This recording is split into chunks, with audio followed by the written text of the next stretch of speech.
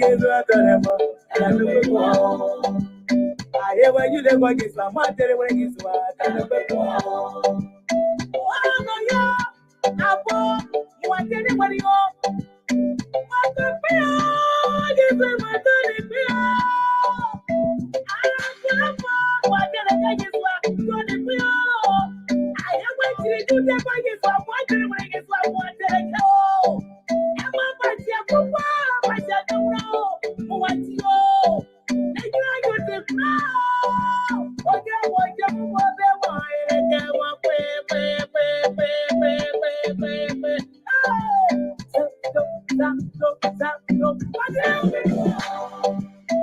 That's my desire. Oh, now what I just want. That's my desire. What you need, I just want. I just want. And then I go. Oh, no. Oh, no. Oh, no. This is I just want. Oh, no. Oh, no. Oh, the way to do this one. You will not deserve my praise. You will. Oh my God. Ah, the way to this one. We will worship you and never alone.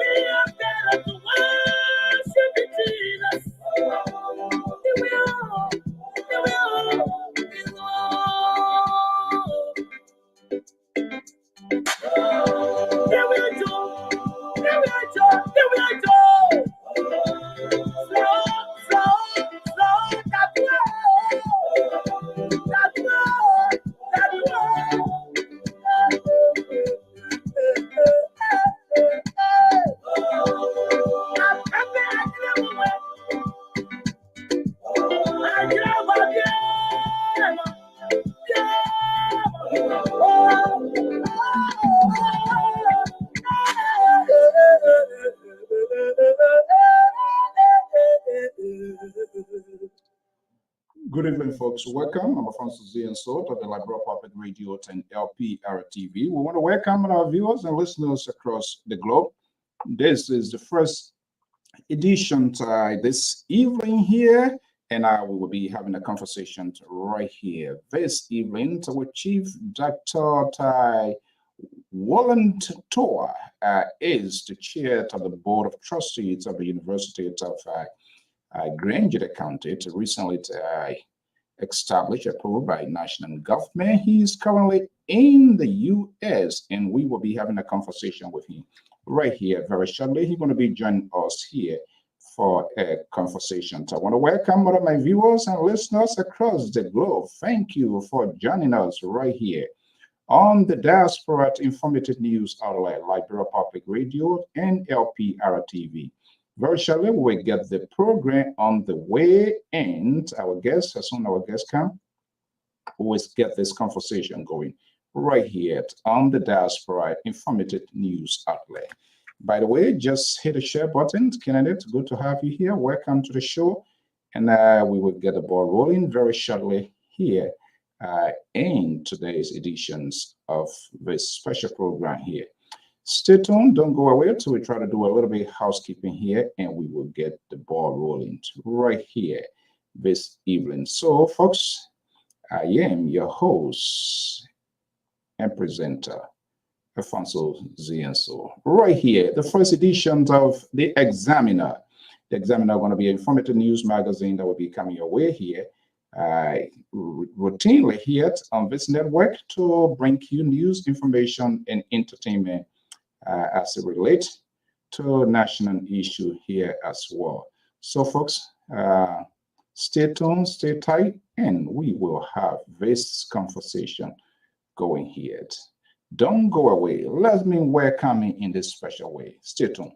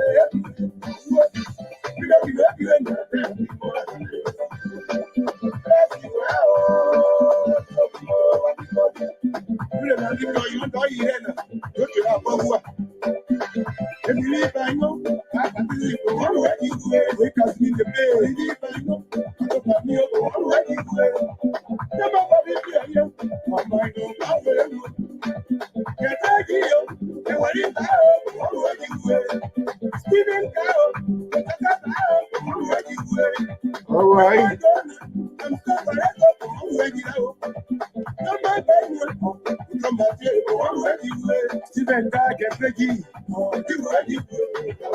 Okay, let's pause this music here and I get the ball rolling right here. Welcome to the show. I'm Alphonso Zean, so to like the Public Radio. Good evening to viewers in Radio Land. We want to welcome you in this edition here. Today, we're going to be having that conversation here. Whatever you are, just hit the share button. And very shortly, my guest is standing by, Studio Chief Dr. William D. Tour is the chair of the Board of Trustees of the GEDEH University. He's currently in the United States, and he's here this evening. We'll be having a critical, really important conversation of substance, what he has to say to his diaspora Grenadians and what is in the making. Are we just going to be on the giving end? What would be our level of participations in the process? The Examiner, first edition, right here, this evening on the Diaspora Informative News Magazine. That's the Lpr Public Radio, and I'm Alphonso Zean. So welcome to the show.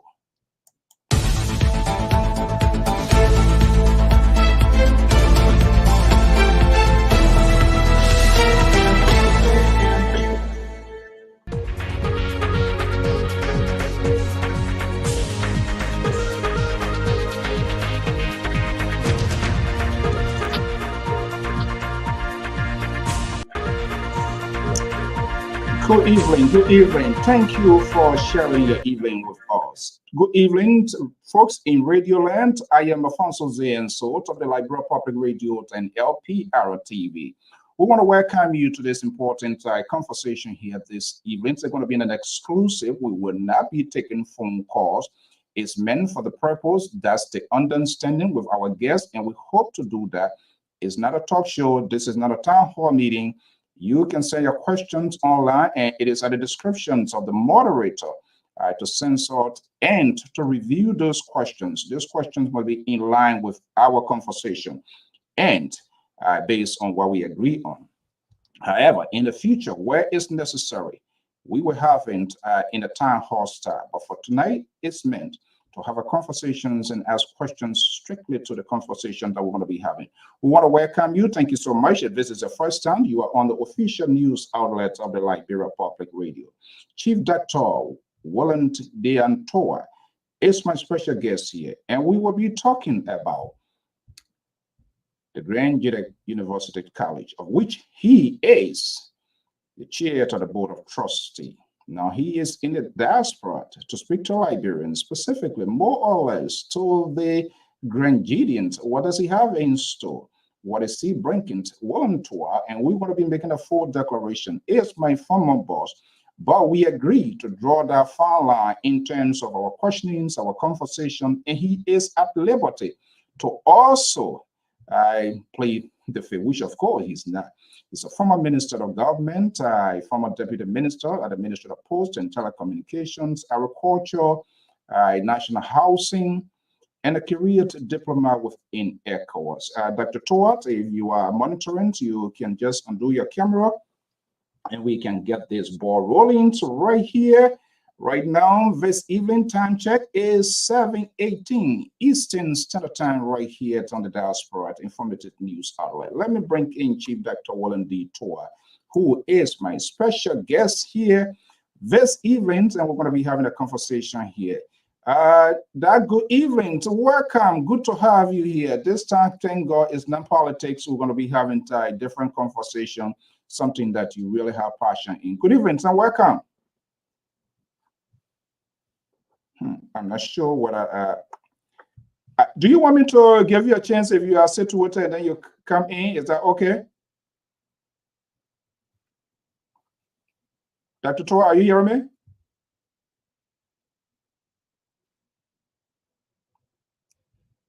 Dr. Toa? Okay, we are not getting him. So I am. The network's a problem. Okay, can you hear me now? Yeah, I'm hearing you. Are you behind the wheel? You want me to give you a few minutes to be properly situated? Is that okay? All right, just give me 3 minutes. I'm just entering the yard, and then yeah, let's do it that way. Just the next 2. Yeah, that's okay. We are not in rush. We understand things happen. That's the craziness of this country. So I want you to be properly situated so we can have a conversation. Honorable. Excellent. Okay, thank you so much. All right. So there you have it. I'm going to remove him. In the meantime, Sister Goyo versus a portion, and I know right after it, the analyst is going to be coming in, but I'm not going to be judgmental here. So I'm going to hold my breath to see what he has in store for us, what his vision, what his plan, what is the message to Grand GEDEH, especially. I saw the listings of members of the board of directors, trustee for that matter, if you will to say, and we're going to talk about it. But what is he bringing to the table? He is from the experience, it cannot be questioned, former minister of government. He occupied numerous positions, but is it in line with what he's going to be doing? So we're going to be having all of these questions, this conversation here this evening, and we intend to ask unnecessary questions. If you want to also form part of this and to ask a question, you can send your questions online, and the moderator will decide if the questions, whatever you want to ask, is relevant to the conversation.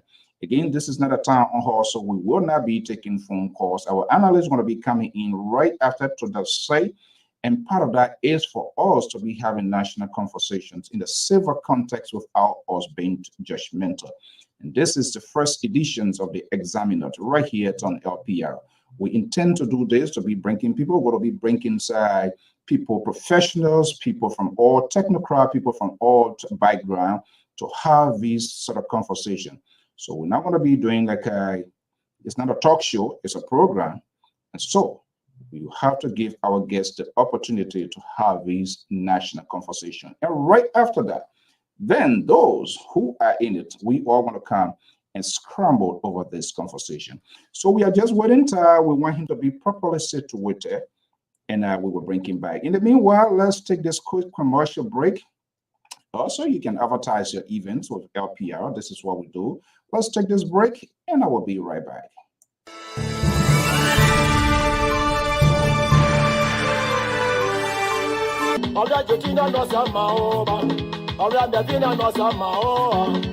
Hello everyone, my name is Foye, aka Diamond. I would like to share a little bit about someone incredibly special to me, my mother, Rose Johnson. My mother is the heart and soul of our family. Her love and unwavering support has shaped my siblings and I into the women we are today. She has taught us the value of kindness, resilience, and compassion. On October 26th, we will be gathering to honor and celebrating our mother's incredible journey and all the lives she has touched. We would be delighted if you can join us on this special occasion, which will be hosted at the Portuguese Club in Cranston, Rhode Island. Your presence will mean the world to us. Thank you and God bless. Bye. Do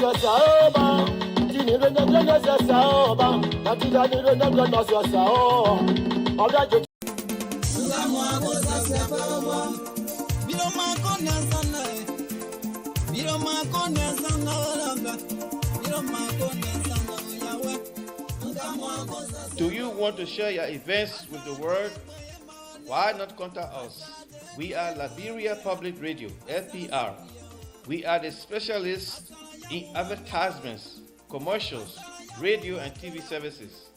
We have the professionals that can help you sell your products and provide live coverage of all events, such as weddings. Okay, we've got to interrupt this. Our guest is back with us. We want to get this program going right away, folks. We'll be back. Baby showers. Okay, we want to interrupt this. Our guest is all set, and we are ready to roll. Time check here is 7:24 Eastern Standard Time. This is the Liberia Public Radio, first edition, The Examiner, featuring Chief Doctor William Deantoa, is the chair of the Board of Trustees. He occupies numerous positions. Am I in a position to count all of this? But he is my, I would say, still boss. But let me just bring him here. I don't like to do this in the absence. There you see, Chief Dr. William Deantoa is the chair of the Board of Trustees of the University of GEDEH. He's currently in the USA, and he's here with us here today to have this conversation, his message, what we hope to hear, to what is the new vision, what his vision, his plans, and how he intends as chair to the Board of Trustees to enhance the education GEDEH, Republic of Liberia. Better, okay, I think we'll have a better life. Okay, Dr. Toa, good to have you here. Introduction is not my favorite. If you can just unmute your mic, and then we can get a conversation going. Well, thank you. Thank you, Mr. So. It's a pleasure being with you tonight.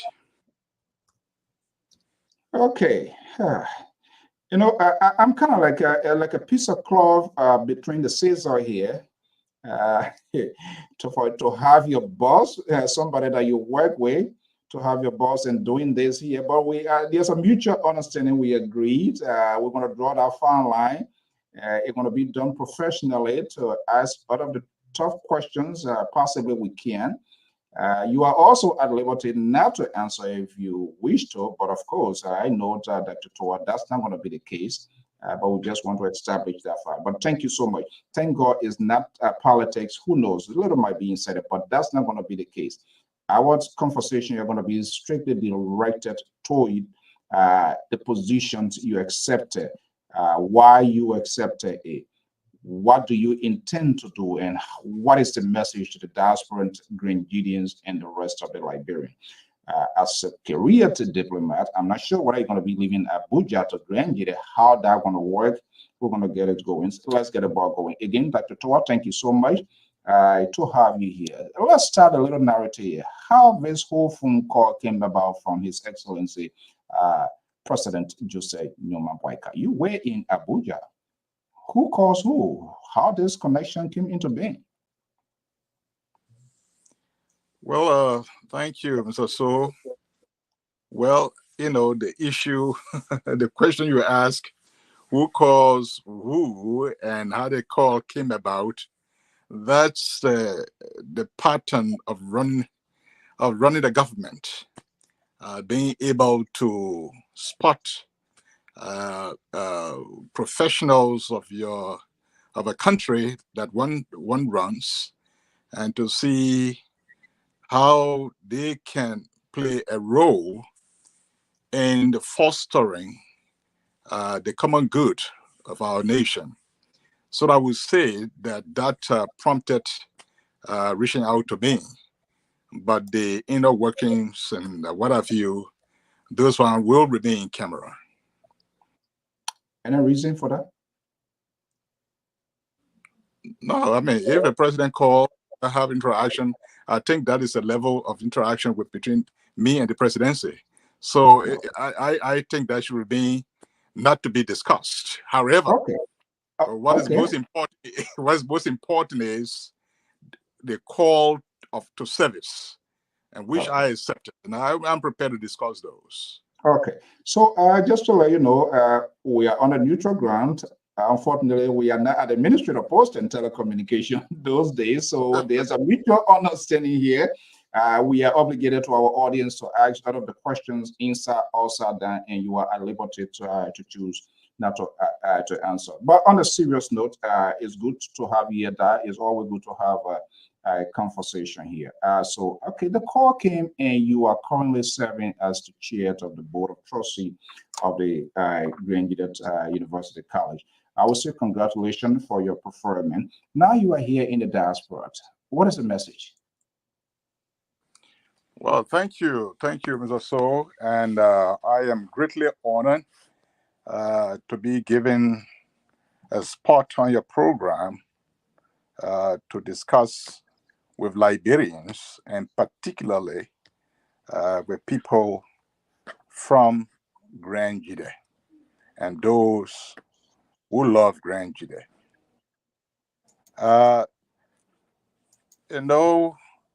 Not all counties in Liberia are opportune to have a university situated in their local government locale, like in the case of Grand GEDEH and some other counties. So it is a privilege, and it's also an honor that we should celebrate.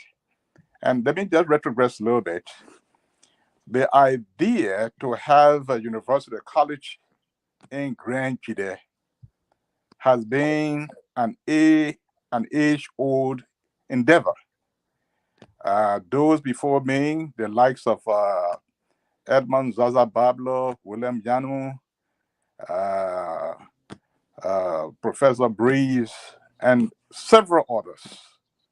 I remember when I was the president of the Grand GEDEH University students, when the city was being laid out with quota in Zwedru, there was this demand to have a university or a college in Grand GEDEH. And as a young man, I was part of the discussions that took place.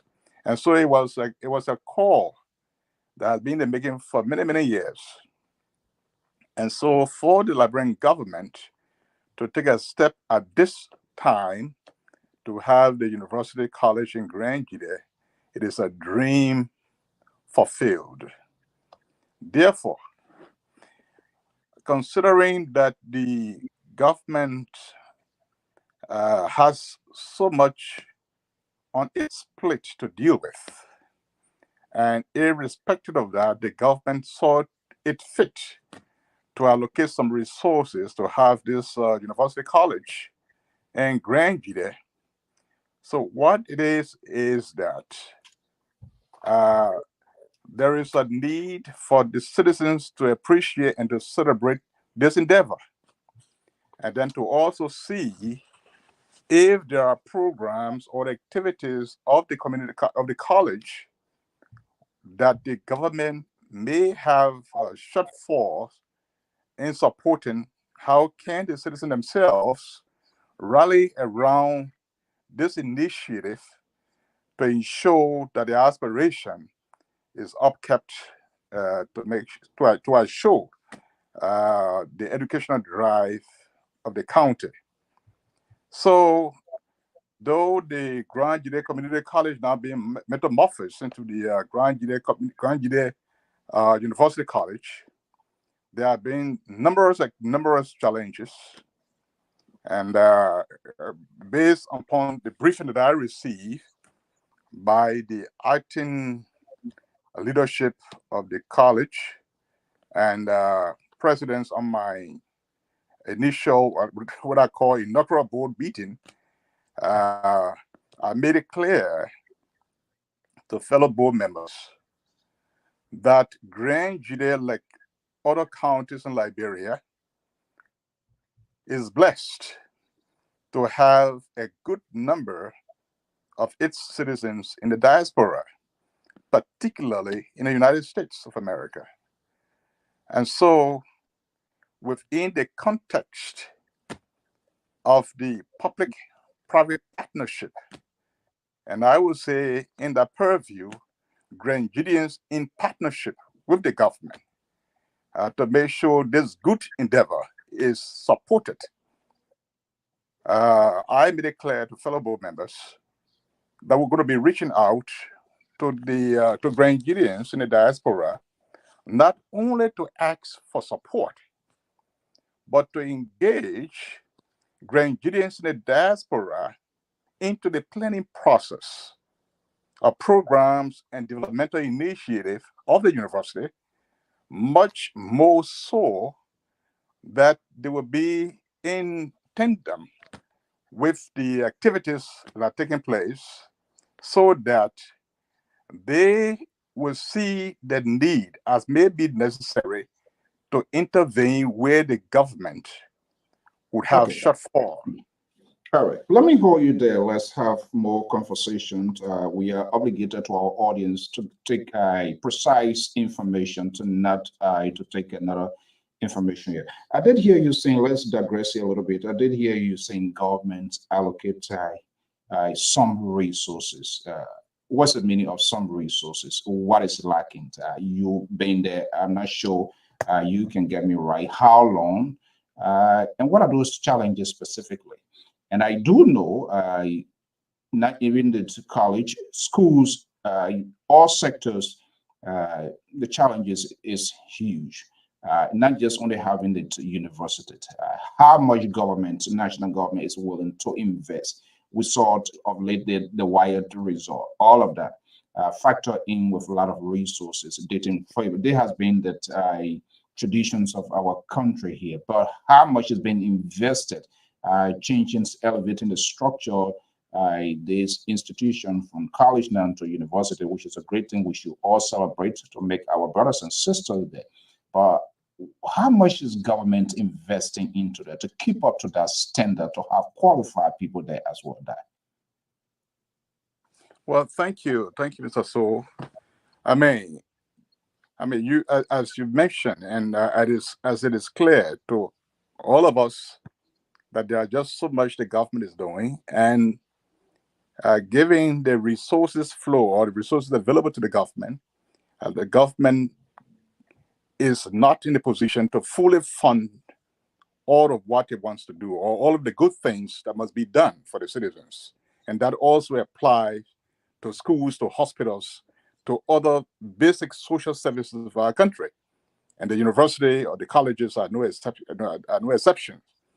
And so, yes, what I consider as an approach as the new chair of the Board of Trustees, the organ of the university that is responsible to oversee the judicial and the fiducial activities of the institution, to making sure that there is a seamless process in regards to the operation of the university.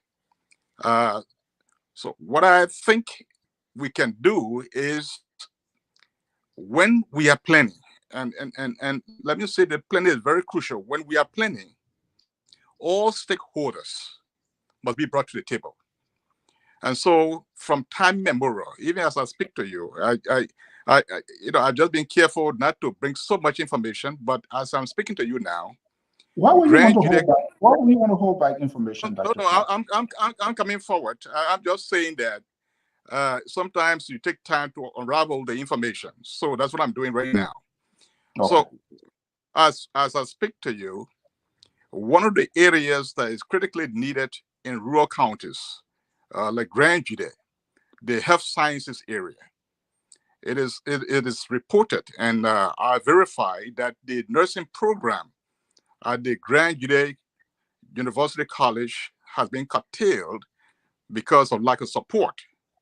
And so students that were studying for the nursing program have to stop. Were stopped because the funding to run that program was not available to provide the needed requirements to operate the school. So there are just so much that I cannot enumerate, but the core thing here is that in the planning process, the diaspora, Grand GEDEH in the diaspora have a critical role to play. And so as we go into these problems, it is important that we give them a seat at the table, so that they, from the get going, they understand the problems. We all plan for the problems and to solve the problems, and then to have their input, and then whatever the government is providing. And let me just say to you, just to answer your question, the government is endeavoring, but it's not supporting what is required to run the university. And that is not only unique to the Grand GEDEH Community College, but it's unique across the country in all sectors of government operation. Okay, and this is not your fault, and I'm a little bit curious here. It's good you established all of these huge problems, and that comes with honesty in conversation, knowing who you are. Now, all of these here, is the president aware? Was there any extensive conversations with the president? It's good to elevate this to a university level. Mr. President, here are the problem. For example, like you alluded, the nursing program, whatever it has come to a halt. This is something to what we have been hearing. So it's like walking into, if it will be a reward, into a den, something that you know, and I don't know you to be a failure. And part of that is you can have all of the brain, you can have all of the expertise, but the financial resources, the human resources, the capacity must be there. Were those conversations held with the chief executive or authority within the higher education, considering all of those before accepting the position? Well, thank you. No, I need not discuss this thing before accepting the position, because part of the role is to help to find solution to these problems, understand the problems and advance solution, and that working with key stakeholders to address those issues. So yes, central government has a seat on the table at the table of the Grand GEDEH Community College. The Ministry of Education and the Higher Education, they are all members of the Board of Trustees. Now, I represent the president. I'm not only chair of the Board of Trustees, but I'm also a representative of the advisor, of the visitor to the university, and as the president of the Republic of Liberia. Now, so what I'm doing right now is I had the inaugural board meeting to understand all of the problems that are involved, and part of understanding the problems that are involved, and then being able to generate the appropriate recommendation to address those problems. I am saying that key stakeholders, not only the few members of the Board of Trustees, but key stakeholders, including those in the diaspora, like you and like many others, I need to discuss with them and then to solicit their involvement into understanding the problems and being able to also proffer ideas that will address those problems to make the university, or to make the appropriate recommendation that will lead to making the university a viable institution to meet its core mandate. And so, to answer your question, the level at which we are right now, we are dissecting all of the problems, then generate solutions, workable solutions that can be advanced to the president, to the visitor of the university. And so we have had an inaugural board meeting, and coming out of the inaugural board meeting is the idea that there are key stakeholders that we need to draw to the table from the get-going. And that's one reason why I agree to dialogue with you, so that my message, the message from the board of directors, and the message from the administrators of the schools, so that we can communicate to all the partners in the diaspora what is taking the new, if you will, the new deal, the new approach, the new direction. Okay. That So they all have a place. They all have. I mean, those in the diaspora have a seat at the table to tease out, to identify the problem and to tease out solutions.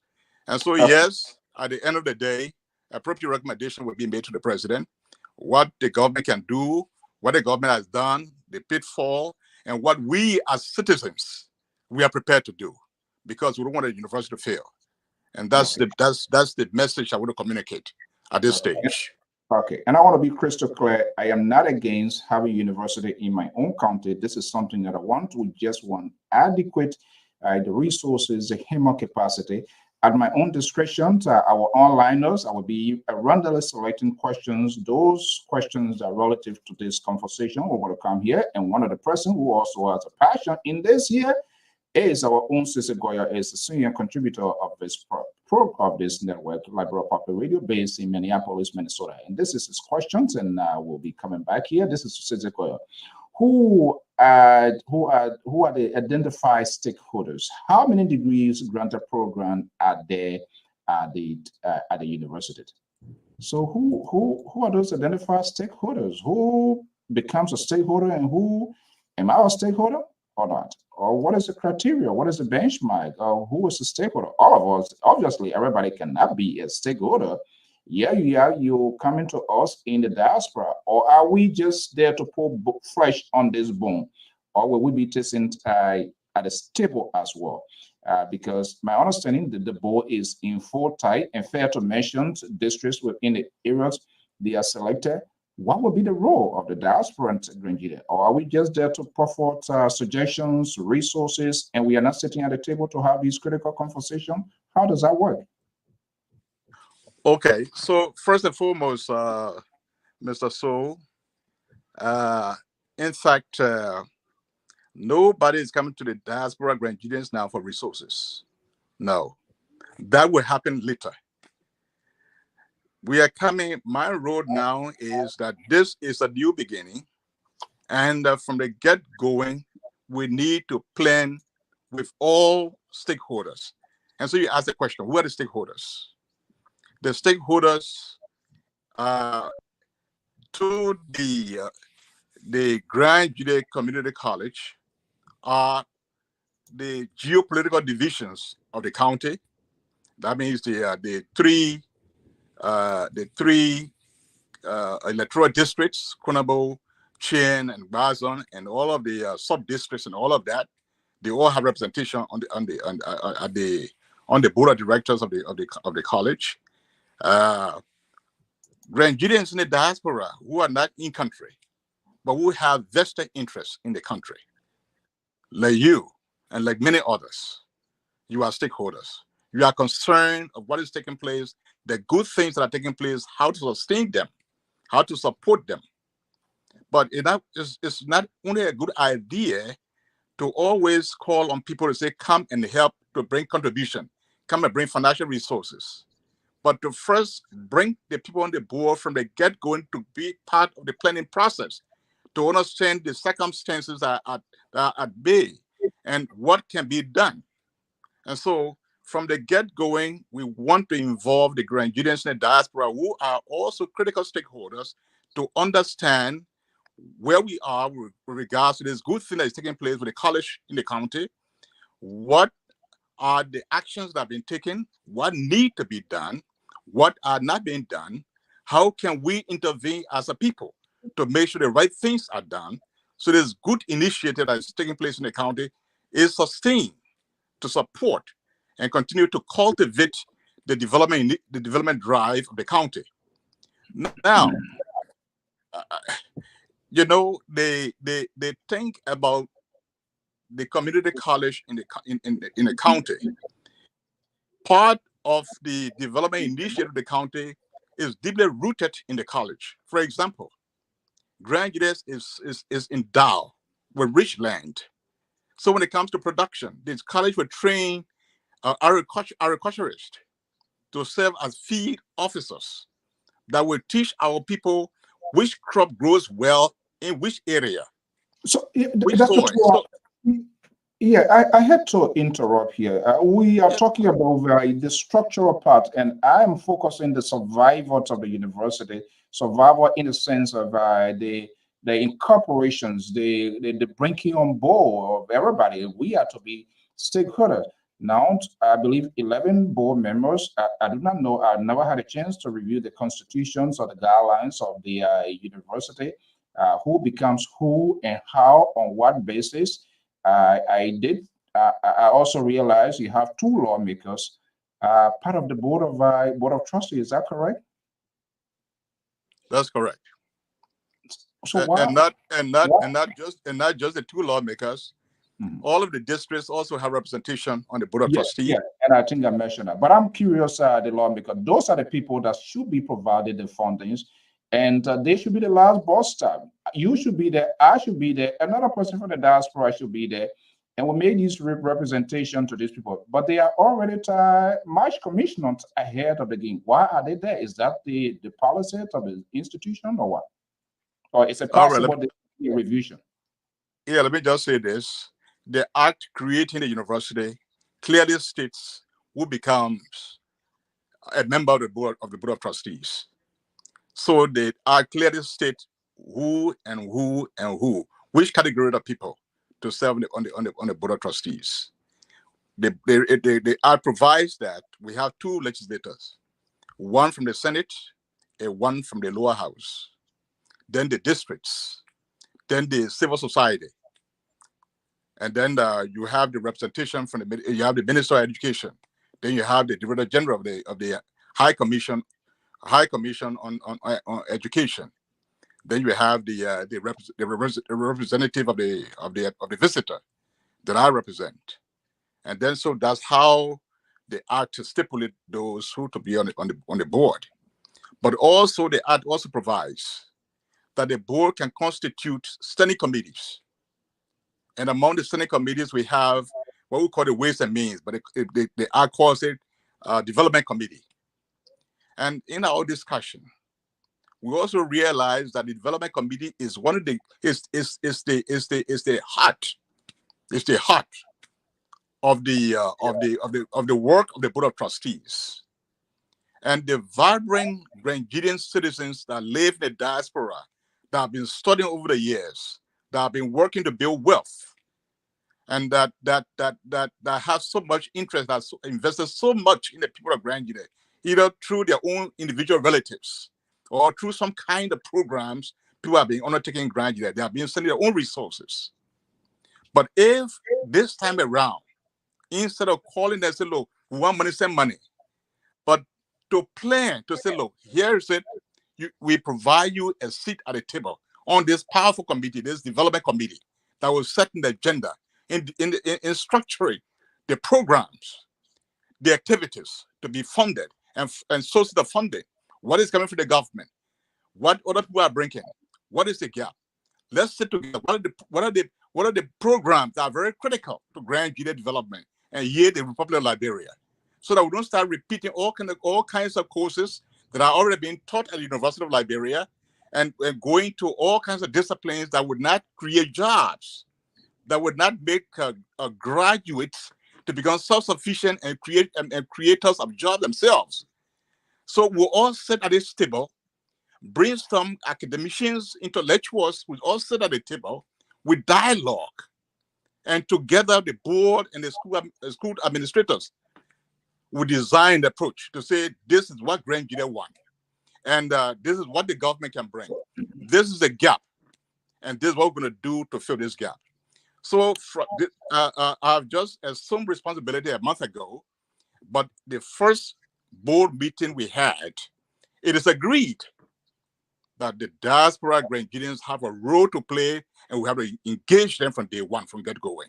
So specifically, my involvement here is to inform all people in the diaspora that we are breaking away from the past, where people, when they just call, say, people in the diaspora.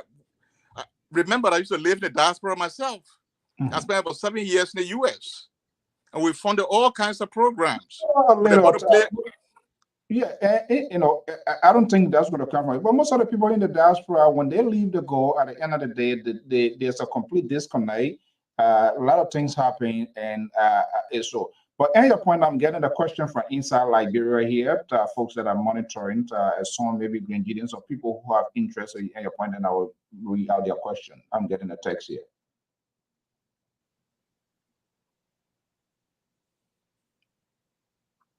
Yeah, you can carry on, Dr. Tor. Oh, okay, sure. So in a nutshell, what I'm saying here is that, look, we have not made any significant drive yet. Although we had an inaugural board meeting, we have designed specific action to be taken, and we'll fine-tune those actions in the coming board meeting this week. But realize that the college, the university is led by an acting administrator, all the lecturers and professors, they are all there. But we need to have a substantive president of the college. And the board has taken a decision to lead towards that, so that a substantive president that has that meet the requirements, that has the pedigree to run that university can be identified through a competitive process that will lead a recommendation through the norms established into appointing the president, so that can be done.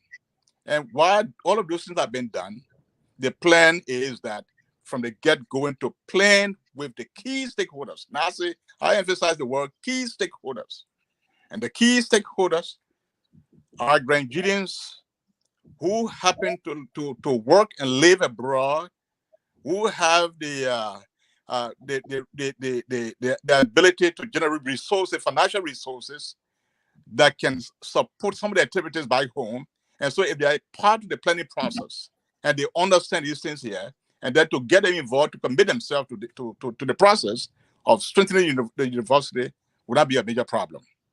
So let's hit the nail on the head, if you will. Grand GEDEan in the diaspora, that is the USA, Europe, Australia, and other places, do they have a seat, or is say engaging them, planning, no chair to sit down? Is there a specific rule they will be incorporated? That is that something that we can get crystal clear, settle down on? Absolutely, there will be a seat, and the quantum of the seat will be determined through our engagement. There are several committees of the Board of Trustees, but I specifically made mention of the development committee that I consider, that many board members consider as the core of the operation of the Board of Trustees. And we are looking at people in the diaspora to play a critical role in the constitution of that committee and in the operationalization of that committee. But beyond that, if there are other critical areas that can also be of help, why not? So our engagement with yeah, Dr. Tua, this whole burden, I would say you because the boss staff with you are the head in our librarian setting always. Everybody have their individual role to play, but at the end of the day, if it doesn't go well, they say, oh, that man are on top there. So what specifically do you have in mind to pinpoint, you being in the diaspora, you stay in the diaspora, and you back now to serve again, which is great. What specific can that you have in mind be a committee or specific role that you want to be crystal clear? Let's see, to give the diaspora and Grenadian hope to say, okay, this time around, we'll sit at the conference table. Our voices will be heard. We will not just be the only one to be on the giving end, but when it comes to the participation, then we are sidelined. The America, they're not doing anything. But yet they do not understand during the COVID, during the Ebola, and like you alluded, the very remittances coming from the diaspora, and now all over our different country, our people still don't get it, perhaps because the politicians has managed to force in their mind. Have you raised, do you think those notions are being raised and they are willing to embrace and not like somebody is coming to take somebody's job? You know, in fact, this is the main point that I would like to and I would like us to address from the position in which I find myself working with fellow board members of the Grand GEDEH Community College / Grand GEDEH University, University College. We know that in the past, and in fact, I have worked with local authorities to say that, and I can say this because I'm always in the U.S. I traveled around a lot. That despite the catastrophe that Grenadians went through, somehow destiny has been on the side of Grenadians, that we find close to a good number of Grenadians in the U.S. Somebody estimated 70,000, some estimated 80,000, some estimated 60,000. But whatever it is, we know that there is a good number of Grenadians in the Americas. And then all the Grenadians in America, one way or the other, they are supporting their relatives and several other people in the county in Liberia, Grenadians in the counties in Liberia. Now, people only come to Grenadians in the diaspora if there's a problem. But when things are all right, when it comes to involving them into the planning process, into working out modalities, they are not involved. Only when there's a need, then people call on them. And mind you, I used to live myself, and I want that to change. When the development of the county, and even Liberia for that matter, Liberians in the diaspora are very kinder. And I can draw a page from Ghana, from Nigeria, from Kenya. These countries, they treat the diaspora in a special way, that they are so excited to want to invest into their own countries. And we will have, say, for example, it would take, for example, about maybe 100 Grenadians out of the number of Grenadians in America that will decide to say, we want to establish our own little small company in Liberia to help to create jobs. And each should decide to employ maybe 5, 6, or 7 people. Don't you think that the issue of job creation would have been dealt with in the county? And so what I want to say here is that we are in the process to solve a problem, to identify the problem, to solve the problem concerning the community college or Grand GEDEH University. The people that will lead the university, that will be teaching at the university, that will say our president of the university, they're not going to be people that will be recruited from Liberia only. We'll be looking at diaspora, Grenadians and Liberians that are qualified and competent to serve that university. So the drive here, and let me just conclude, the drive here is not only that we will only call on people for resources, but all of the time and their know-how to form part and parcel of solving problems in our homeland. And in this case, since in the past we have talked, it's not working. I want the Grand GEDEH Community College or the Grand GEDEH University to be an example of tapping into the resources of diaspora Grenadians, to plan with them, to identify the problems and to solve the problems together. Okay, let me see here. I'm getting a question here. It's online and they send a text here coming from in Liberia. Inside Liberia, they want me to ask you this question. You say, okay, GEDEH University College, based on its strategic location and trans-regional advantage in essence, by regional to university, to what extent is a university capacity going to build, to deal with the influx of diversity of students from across the region coming into the college? And talking about that, let's do it one at a time. I hope you got the question right. Or you want me to go away? Yeah, please go over it. Okay, so this person, he wants to know, he said, GEDEH University College, based on its strategic location and trans-regional advantage, will in essence be a regional university, or no, to what extent is the university capacity going to be built to deal with the influx of diversity about students? Now you're talking about getting people. Yes, so the answer that I don't want to kind of like do a double questions. What another question, right? Yeah. Well, okay, sure. Truly, the description provided by the questioner is justified. Indeed, GEDEH is strategically located, and the population that the GEDEH County University College serve are not only GEDEHians. They are Liberians from all diverse backgrounds.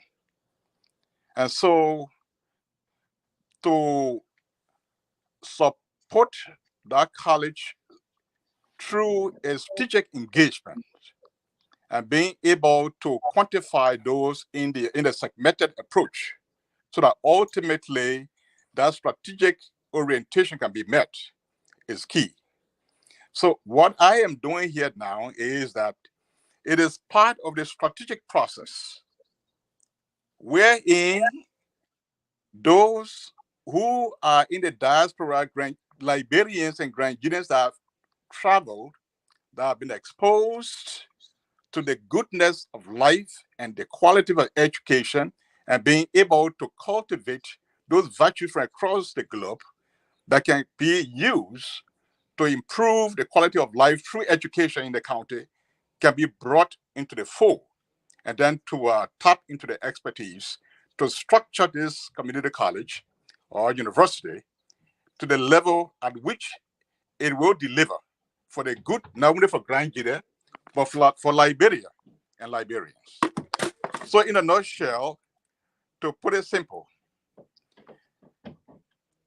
this university will meet the challenges that becloud our country by contributing its quota to educating the younger ones to face the challenges at hand. And to do that, those in the diaspora that have the resources, that have the exposure, that have the experience, will be tapped to come to come to the fore. And let me say this, and I've said from the beginning that we have to break away from the past. The past meaning that people in the diaspora, when there's a need, you call on them. When there's a problem, you call on them. When the problem is finished, that's it. But the people in the diaspora, actually, they are a blessing to this country, Liberia. And in my own view, coming to the fore, the Liberian government, because I worked in government before, and I know the problem that government is confronted with.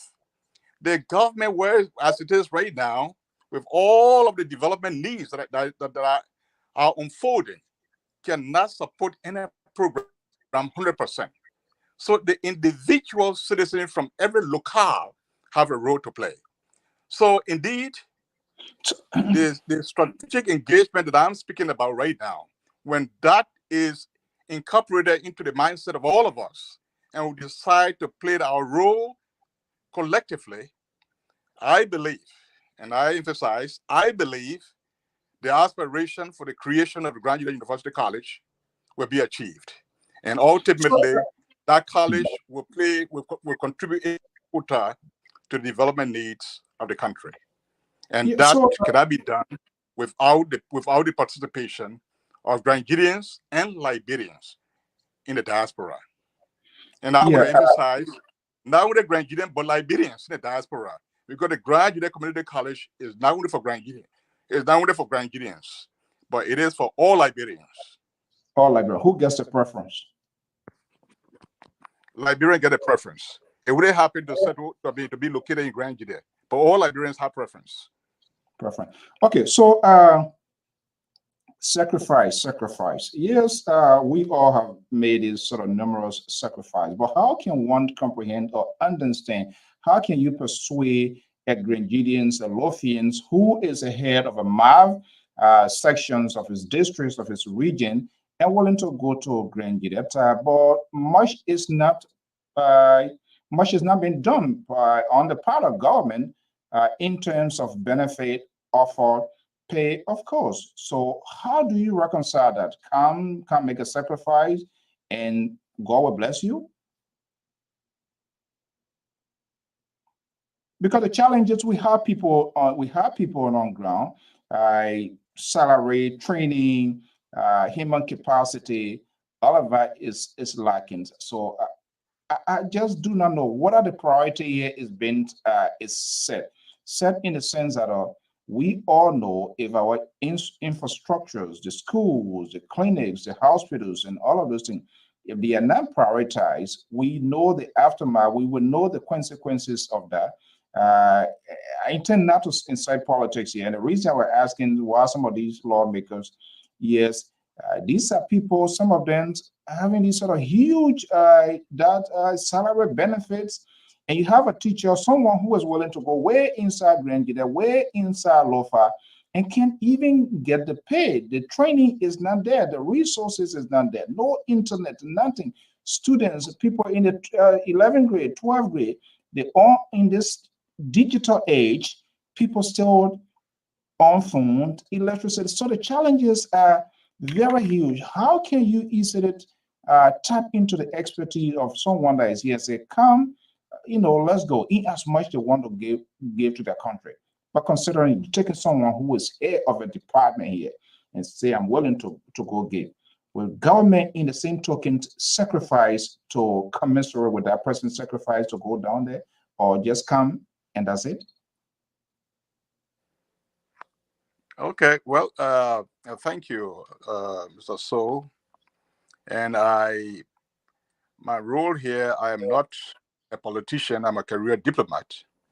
And I've been called to solve a problem that I worked in the past to identify, to find a solution to, and for which, among other things, the college was created. And so I'm here to help the educational sector. The issue of salary disparity, some wastage, and what have you that you articulated, I'm sure other state actors or other civil society organizations or other people will champion that. But what I can talk to you about is that we have a high institution of learning in Grand Gede County. Grand Gede, for that matter, is talked about. I don't know how true that is, but it is talked about as one of the counties that has a lower quota of educational output in country. And so to have... Why do you think, Dr. Toa, why are you think responsible for that? Well, let me just learn a little bit. I'll come to that. And so that's one of the reasons we're talking about here. Some of the reasons are socio-economical. And because I have gone through that process myself as a young man, and many people don't have relatives in Monroe to stay with. Some relatives they even have jobs. They don't have jobs. There are some bright young people from Grand Gede who graduate. They can't go to college when they come to Monroe because there's no support base. So there are so many factors.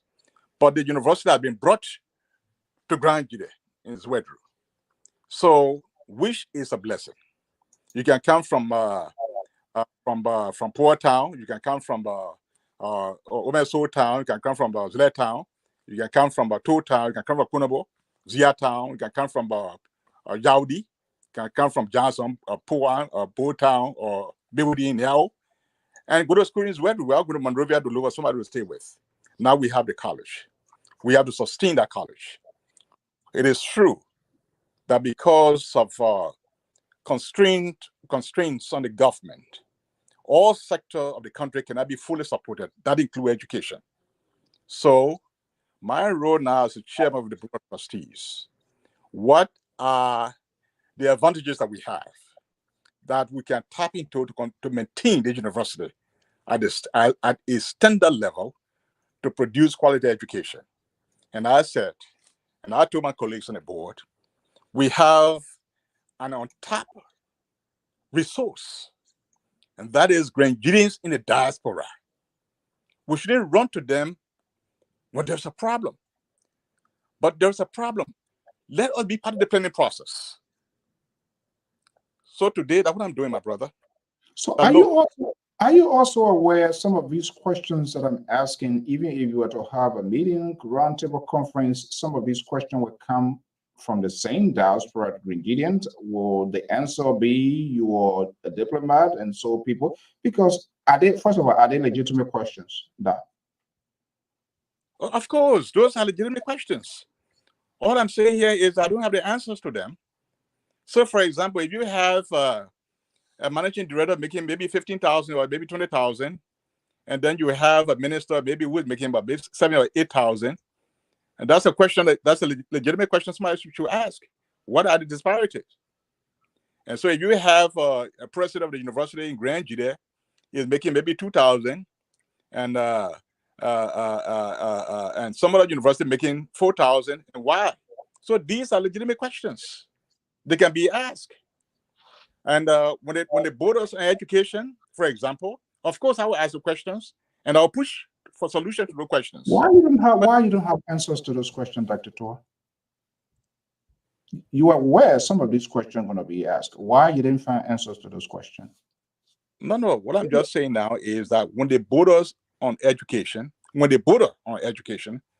I will, where I don't have the answer, myself will ask the question to seek the answers. For example, if I realize that the president of University of Grand GEDEH College, for example, makes less than, say, the president of a Nimba University, for example, and we are trying to get in the top niche to teach to manage the universities, then I will ask the question: why there are pay differences, and why can't we pay all universities at this level the same salary for equity? So I would ask, but when the question that I don't have answer for is the general government apparatus with regards to salary structure. I'm not in the position to answer those, but those are legitimate questions. That's the point I'm trying to make. But those that fall within my domain and that I don't have answers for, yes, I would take on them and to get to those who have the answers, to have the answers them. And one of them that I mentioned is that all county universities, their president, because they all have the same criteria of expertise to be recruited. They must all be PhDs. They must have this pedigree, that pedigree. So if you have the president, for example, in Grand GEDEH College, and the one in maybe, for example, Bond County, if the one in Grand GEDEH makes more than the one in Bond County, then why? Why not the one in Bond County be the same as the one in Grand GEDEH? It's a different question. And from where I sit,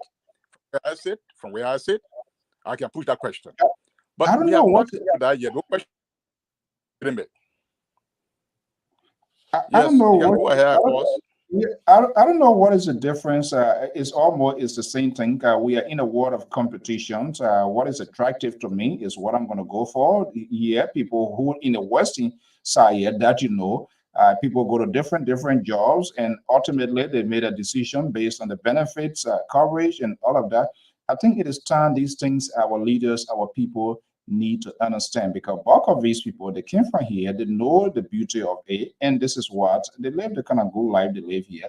But in our country, very few enjoys that as a result. Other people are disadvantaged, and so it makes it a challenge. Now, are the board members on salary? No, they're not all. In fact, I have made my own pledge. I'm not going to receive a dime from the board. So, and so board members receive some sort of fees when they sit. But so far, as much this is as where the the problem grant comes from. These board fees, we saw what is happening. I don't want to tie with LTA, but these sort of fees, what kind of fees is that, Dr. Toa? Let me just say this now, because you were talking about equity just now, that people should be compensated. But what I'm saying here is that what they are created is that when people sit, then some honorarium can be given them as a fee, and depending on the resources available, and then a determination will be made, and a fair determination will be made based on the practice. So, but for me, I'm not even interested in that. And none of the board members in our first board meeting, nobody even mentioned that. The university, the Grand GEDEH College is in trouble, is in shambles. We need to build our institution. And so the going of all board members is we have a crisis on hand. We need to save the university. One of the most viable programs that many people, that is a flagship program, the nursing program, has been closed because of lack of certain support. We have to intervene quickly to save that. And so we are being consumed by these things instead of what gets in my pocket. In fact, I just want to declare here today that I, in my capacity as chair of the board of trustees, I have some form of little income I'm working on. I don't need a dime, and I will never receive a dime from the Grand GEDEH Community College. I do. And I know other board members have their own convictions. I just want to be clear that I have full disclosure concerning this. But Mr. So, my appearance here today, I want to declare that all Grand GEDEHs in the diaspora, I don't want at some point in time say, oh, we lack of internet here, Grand GEDEH Association in America, or can you, or the other club or organization, can you please help us with internet? I don't want to do that. Let us put everything into context from the get-going. Anyone who fails to plan, in essence, we are planning to fail. I'm a planner. I did strategic management. That's what I got my master's in from Minnesota, St. Mary's University. And I taught strategic management at LU, what we call planning and policy. And so I cannot be the head of a very astute board, then I forget that critical component of building the viable institution. And so in doing that, in developing a strategic plan or strategic orientation, you need to identify the key stakeholders. Yeah, and so I have made it clear. This key stakeholder here.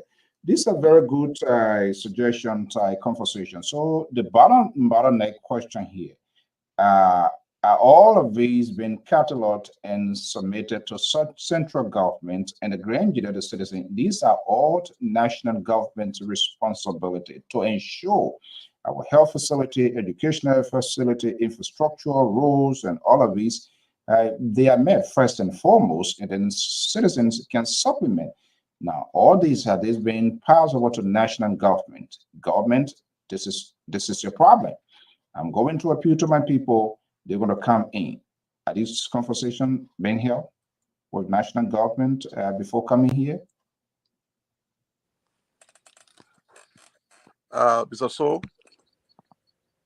I am I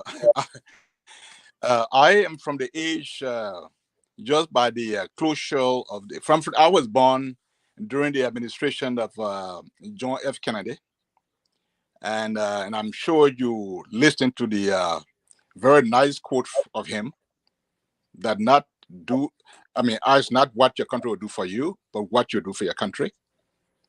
No, as I told you, I just took over a month ago. Yes, I've had some discussions in the corridor with some key national stakeholders, but I am going to do the board and I, we're going to do a holistic approach. I don't want to do bit and pieces here. We have to do our homework. We have our homework to do, and we are doing our homework. And I'll say again, I'm a planner by profession.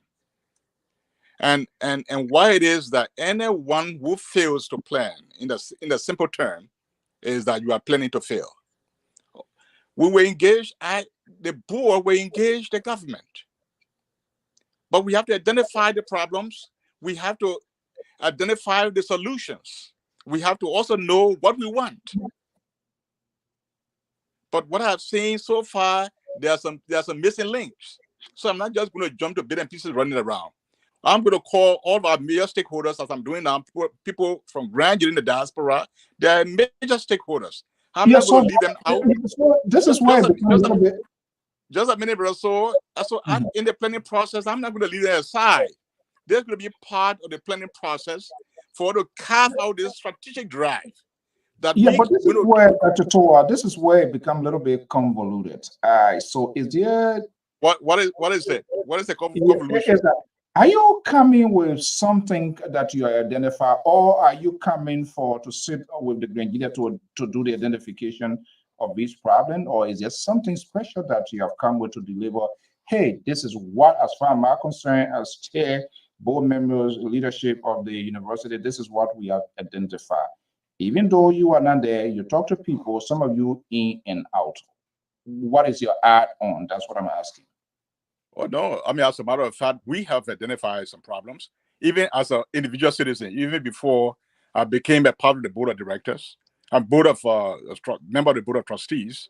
There are major problems that I have seen in the county, particularly the university. And so we had the inaugural board meeting. There are some problems we identify, but we have to discuss it with our key stakeholders. So when we speak holistically.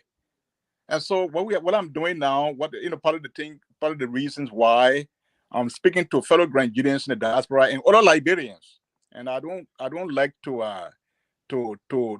dissect so deeply. I understand, the various sector of the country, bigger country, but at the same time, like the great United States of America, our country is so unique. It's a unitary state.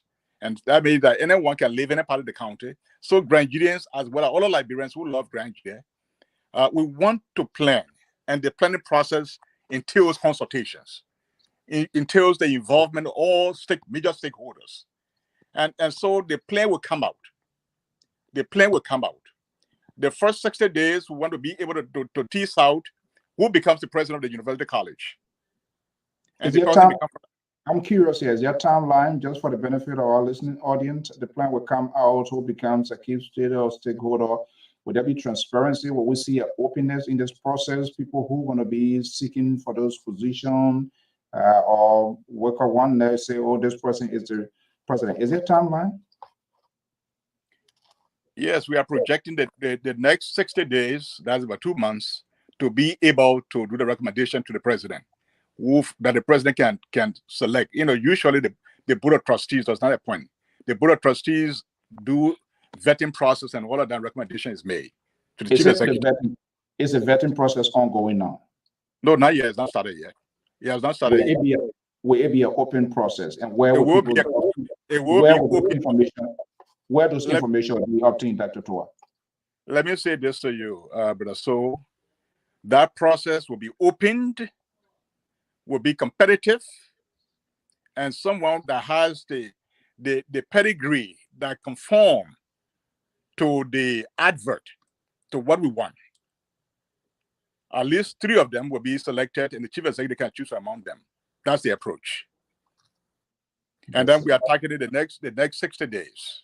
The next 60 days. That's just the initial step to the strategic engagement. But the plan, where does the university go? What are the core subjects? We have some that are there, but we still feel that we need to still deep in. We need to engage. We need to consult. We need to discuss. I mean, I don't want to be saying where there are so many political schools.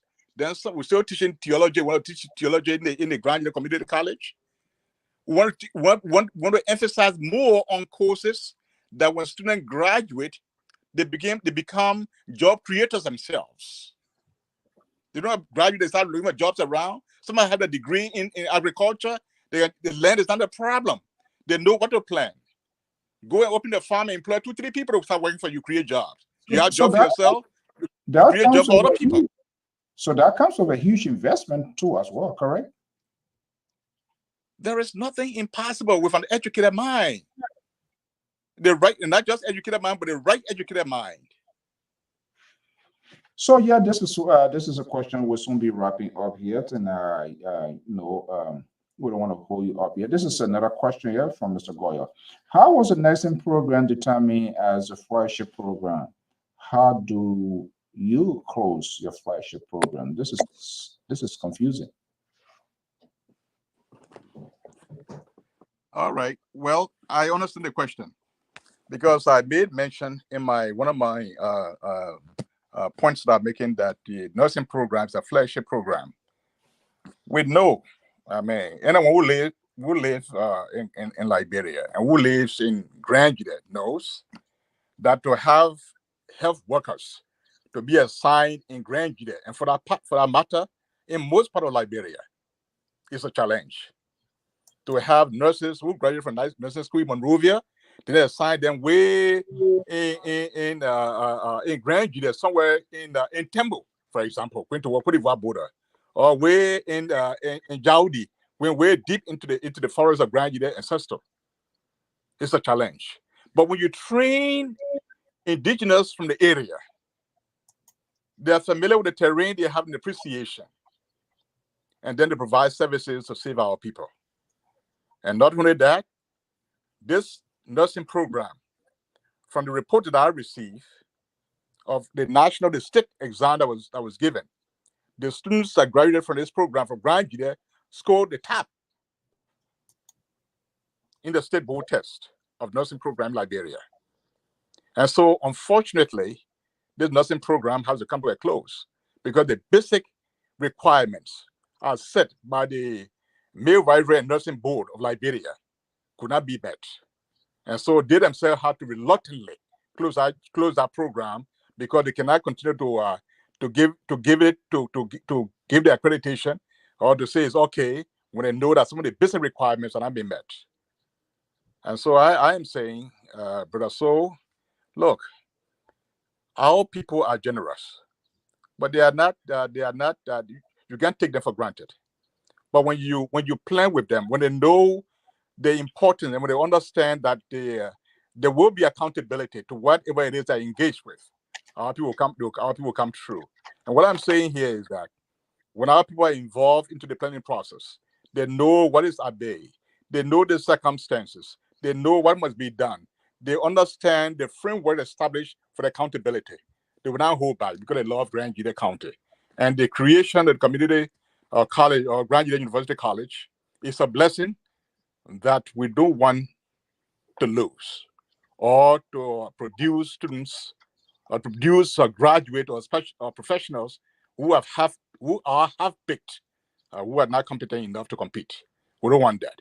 And so if our people understand this, they will put themselves into the process and they will commit their resources after they understand all of the ramification of the circumstances that are at hand. Okay, let's see here. I know time is fast spent. I'm going to be bringing my analyst later on to continue our regular edition here. But let's not leave this person here. So, can you ask him, I believe referring to you, Dr. Toward, how do you wish to tackle corruption? This one here, I don't know whether you're going to take Dr. from here to the issue of corruption, ethical behavior by teachers, staff at school. I mean, it's literally everywhere. How do you intend to tackle all of this? And I'll question before you close up. Brother So, and this I consider this a very good question.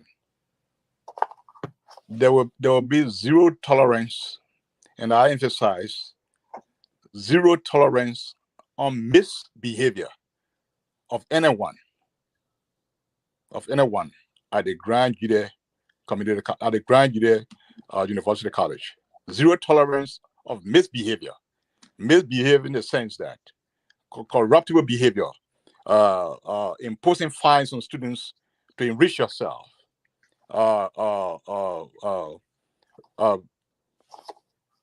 converting resources of the university to your own personal use.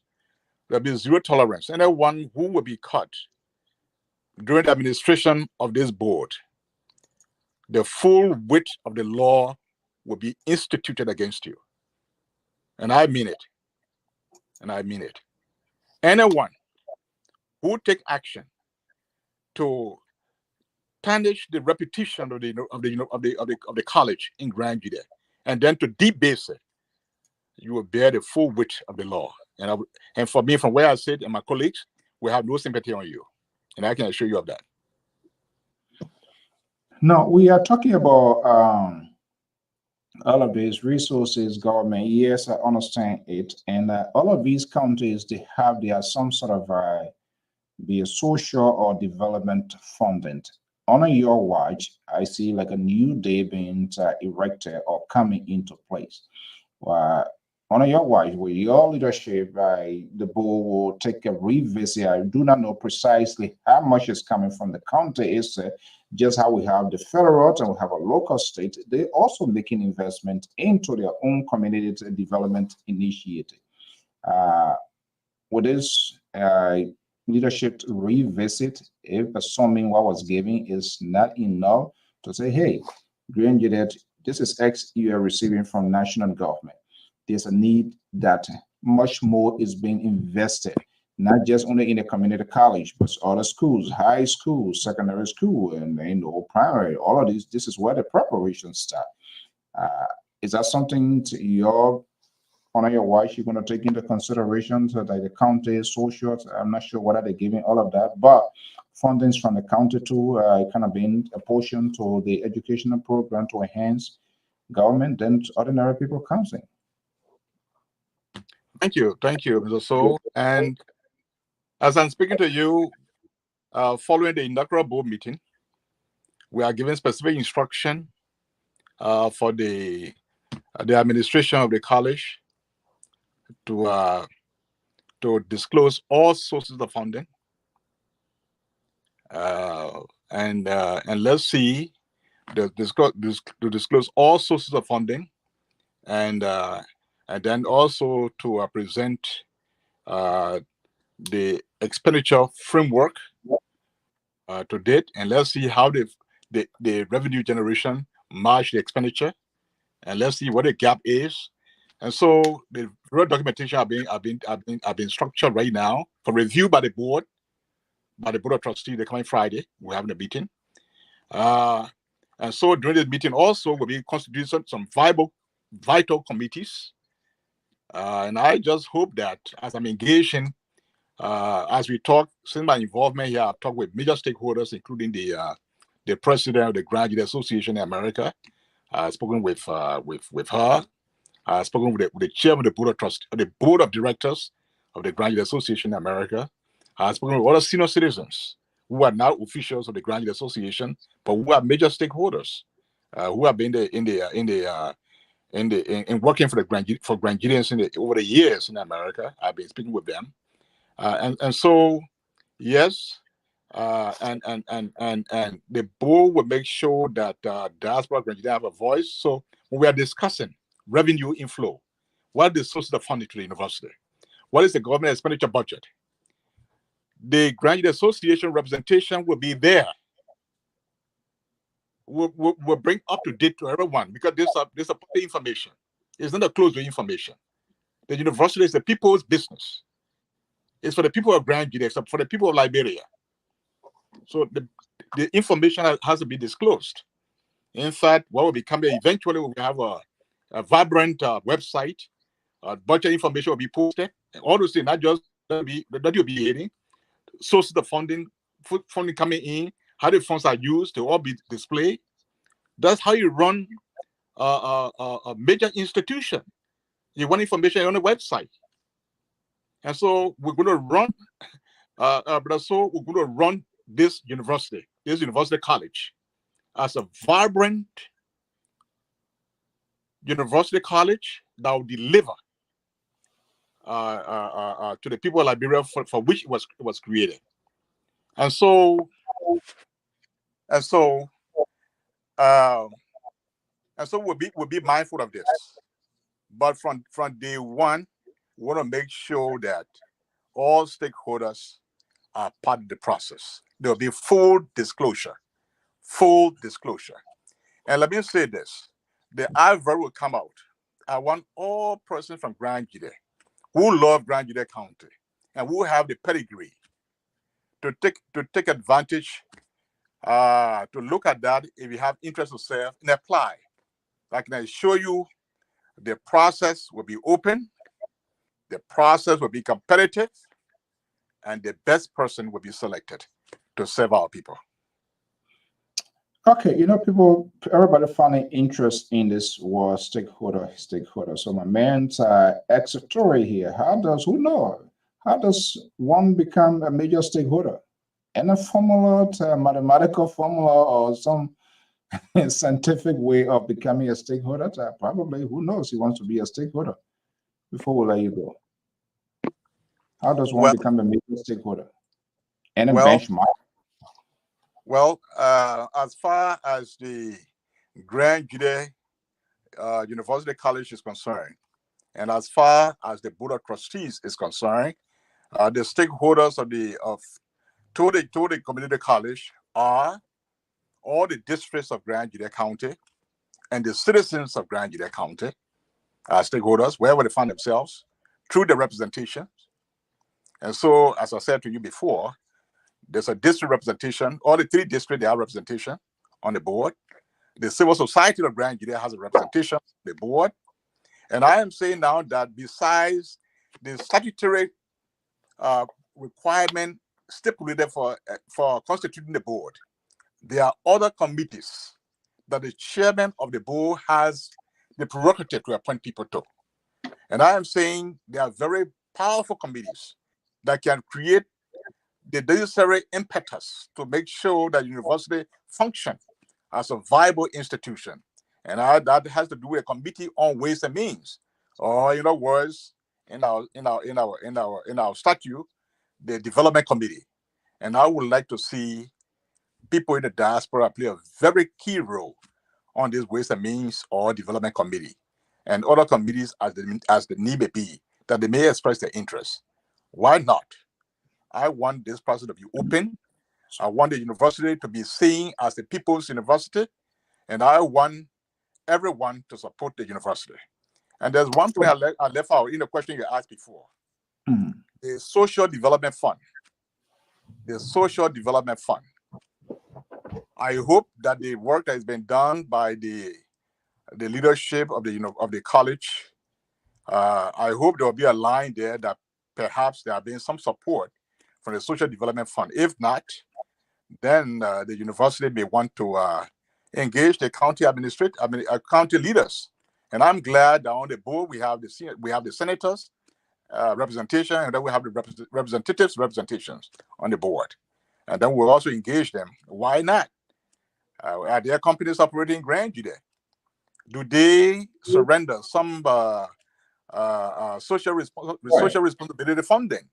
And so how are those funds being applied for which the Grand GEDEH Community College is not receiving anything?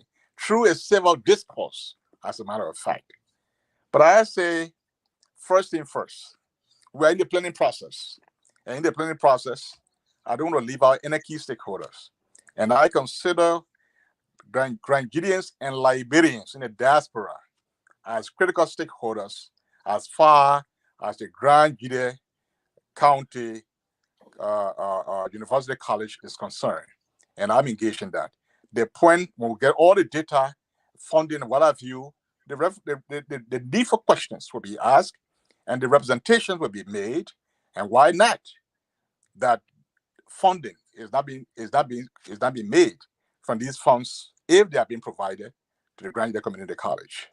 As I say again, going to be safer, they're going to be responsible, but we're going to make sure that the Grand GEDEH Community College, which is a gift to our people, to our generation, our youthful generation, that our university does not fail them.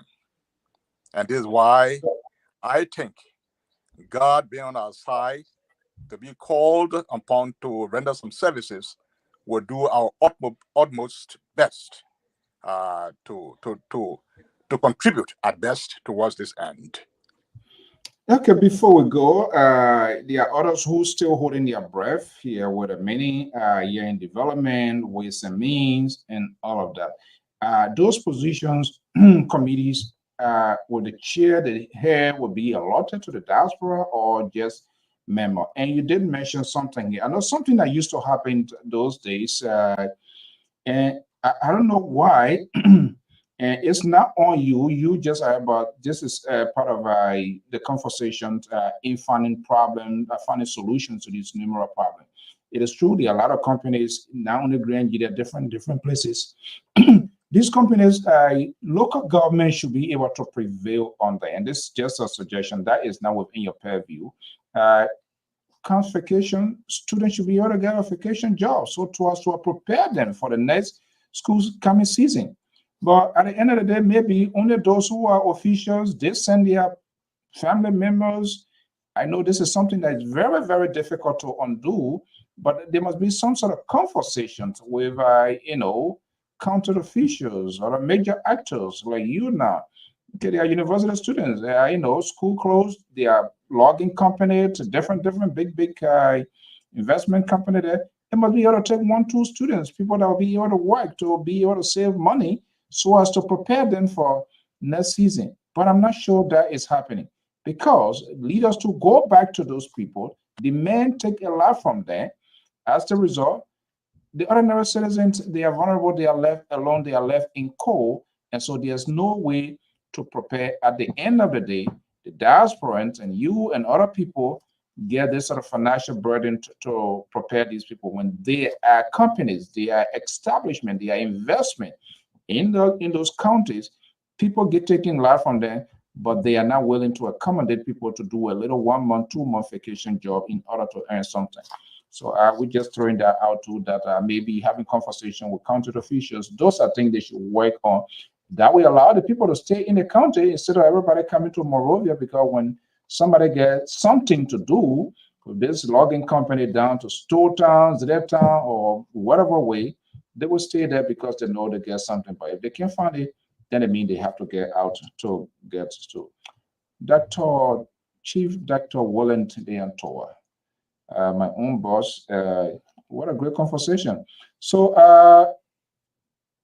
I did hear you saying you had a conversation with it. What is the reception so far from the Grand Gideons, the leadership here? Okay, but first, let me just say a few words to the very fine observation you just made, and I cannot but agree with you that we should do all we can, all should be done to support the youthful generation who are endeavoring to study, either at the high school level or at the college level, university level. And so if there are investment or companies operating in the county, they can be discussed with to provide some form of incentives on the job training, as well as vacation assignment to give opportunity to students, especially so those who are highly performing, because we should find a way to reward excellence. And I know students in the rural area. Students in the rural area, they are committed to studying. If you can give them just little assistance, just little impetus, they will be some of the best contributing citizens to our country. So I cannot but agree with you. Yes, I have spoken with people in the top leadership. I mentioned the president, the chair of the board of directors, and the response have been very, very, very, applauding. I mean, they are all happy that at least at this time, somebody can see to even engage with them to say, look, let me be part of the planning process. Instead of just writing and say, well, we need this. Or can you just contribute that we need maybe one bus, or we need this. But how did you get here? Didn't you know that there's a problem or the problem will come? When do you realize that it's a problem? This is where I always emphasize planning. Planning. Planning. All of the issues we talk about, when we plan, even the vacation jobs we are talking about, the social responsibility funding, once we plan, all this will be carved out. I'm telling you, this will be carved out in the document, not just muff talk, not just talk. Documentation. Documentation. Documentation. And then you begin to follow up for implementation. And so this university college will be a documenting university college. I don't want to say anything negative of anyone, but what I can say for the time we will be here, documentation will be critical, and setting strategic goals, making strategic plan that be quantified into tactical plans. That means when you have a long-range plan, when it comes from point A to point Z, you got to be able to break it down from A to B. What do you do? From B to C. And so when you do the strategic plan, then you have achievable milestones that will lead you to get to Z. But these things can only happen when you plan. And the planning process, I'm engaging, and when that plan is fine-tuned and released, that plan the board will work closely with the administrators of the college to make sure the plan rolls out. And whoever that has a role in the roll out of the plan, the board now, as the supervising arm, will lead that consultation. Whether it is from the national government commitment to the university that maybe it's falling short, and other colleges around the country that are going up, and why not? We're going to have that conversation. If there are social development funds that go to the county, and the county is leaving out to support the college, why are you not supporting the college? What did you receive? What did you do? Why do you leave out the college that produced the bright minds? And so we'll have that conversation from the board level. And so, but everything comes with plan. What I don't want to do, you do have hazard approach to solving problems. You put the problems into context. In fact, you plan before you envisage the problem and plan for it. We have the capacity to do so. We have the capacity to do so. And that is what we're going to do. We will plan, we anticipate the issues, have our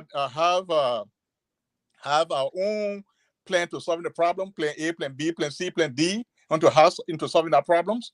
When the plan A fails in solving our problem, we change to plan B. So we're going to quantify all the challenges and possible solutions to every problem. There is a solution. There are always opportunities that come about to solve those problems. And we have the competency, we have the mindset, and we can do it. But I want to say, and I just want to be heard, that Grenadians and Liberians in the diaspora have a place to work with this board that I had on the supervision of the visitor to the university college to make that community college, that university college, one of the best in the country. And we trust that God will give us the strength and the fortitude to deliver on this mandate. All right, there you have it. Having a great conversation with my own boss. I hope this sort of corridor of communication will open as well, so as to help enhance what is happening in our own county and other places. It's a good conversation, and Chief Dr. Wallen Twart, we wish you the best of all luck. What is your last final message to those that are listening now? Who knows, somebody trying to pack their lower and rather go to graduate, and I'm hearing something good is in the making, but they want to get a final push. So what's your final message? Thank you, Mr. So I want to use this medium to call on the leadership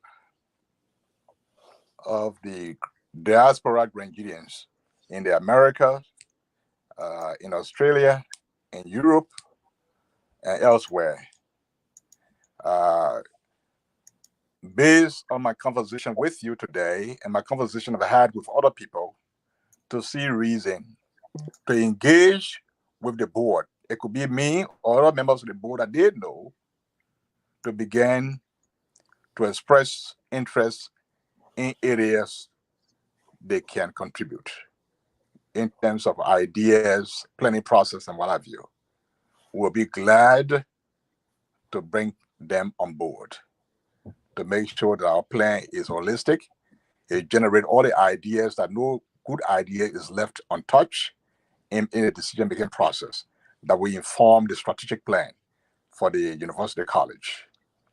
And once the plan for university college, with the involvement of diaspora Grenadians and Liberians who love Grand GEDEH, when that is working, then they serve as a case in point for other sector of the county leadership, whatever they do to begin from day one to plan, and to plan with people in the diaspora, whether it is the county meet, into a county meet starting with this, oh, we need 10,000, we need $10,000, we need $15,000. Don't you know that they come next year, there'll be a county march, a county game? What did you do? What mechanism did you put into place? What has been the planning process? What has been the engagement? What is the budget? What is coming from central government? What is the gap? This thing must be envisaged and planned for. It should not be ad hoc. And there where I have a problem. And given the opportunity now to serve the university college, I do want to be part of that planning process. I want this to be planned, and we plan with the people. This is why I'm making this call. So please, you all have a place on this university college board in setting in certain things right for the good of our county, for the good of our young people, and for the good of the generation unborn. And let me say this to you, Brother So, before I close. When we decided at the time, I don't want to say but when we were serving as the chair of the Graduate Education Committee that gave birth to the college, I happened to be the chair of that committee, and other bright minds working along with me. And we said, and I shared with them, I said, you know what, I love the University of Minnesota campus. It's just at the center of Minneapolis. And all the whole cities around the campus, but the campus is so big. So we'll decide to have this university or the college in Grand GEDEH. It will decide to get a land. I don't want to get 10 acres or 15 or 20 acres. Can we go for 200 acres? So that maybe 100 years from now, when Zwedru become a big city, that land would have been in the center. That university college would be in the center. And that every area of the city, Zwedru, will have access to the university. And thank God, even though we have about 200 acres, but we got 150 acres, which is also still big. And God willing, in the next 50 years, 75 years, 100 years, the city would have grown. That land remains as the land for the university college or for university in the future. Thank you so much. All right. Again, LPR doors remains open in terms of enhancing your message from the college, from the county. Our doors are always open. Dr. Towards, I want to thank you so much for taking up this time to share your thoughts. Even at home, feel free anytime. You have information to share. We will always make ourselves available to get that done. Thank you so much. Thank you. Thank you so much. All right. Bye-bye. Okay, there you have it. I think better take up my our guest on the show. You block her until after the guest leave, then that's the time you bring her in. That's what it is. You saw the announcement because I'm about to take up my Mambutu to Sekuha because I think what you starting with now. Because you know who Mambutu Sekuha because you were too corrupt. That's the whole thing. You see? So if you wear how you wearing his suit? No, I'm not wearing his suit. It's just you wear it hot. So you see, that's the whole thing. You put a crown on. That's one of his favorites. You see, you want to start giving me headache now. We had a very good conversation because you are going to be here, the Liberal are going to be here, that's just going to be a disaster because you guys are just going to be a distraction to the whole entire process. So you to the liberal and the other guy can't So call we his name. don't have that intellectual ability to be able to distinguish anything, but we are No, just no, no, antagonists. no, We're just an no, assassin. no, that's not it. I'm trying to set a different stage. At some point in time, we'll do it. But the examiner now, as a, we want to give these people opportunity. There will come a time, the group as usual, we can do it, but we'll just try to add another flavor. When we're talking about security, George, there I bring you in. We're going to be talking about drug substance and other one that era. All right. But the 1 year, it was an exclusive. And that was posted. So Oh, why yeah, we can listen. why, We can why, listen. We can listen. why you Hey, it's a rule. Listen, there should be a rule. It doesn't mean that you're bringing a guest. You gotta pay back for your We're not guy. going to be disrespectful. Eh? We're not going to be disrespectful to the guest. We're not going to be No, disrespectful no, to no, the no, guest. no, no, no, no. Also, That's the not what I'm integrity saying. is also the integrity of the institution. What I'm saying, we are injecting new process into this. The examiner now, That's the great. examiner, no co-host. I'm the host. I'm the co-host. What we're going to be doing is just a starting thing. We'll profile this conversation, and at the end of the day, we can easily bring these people back. But we want to give these people, let them kick the can down the road. Let them fumble by themselves. Because when I bring you in here, bring liberals, you guys have the problem is, let me just talk what I want to talk, because I try to be a little bit nice here.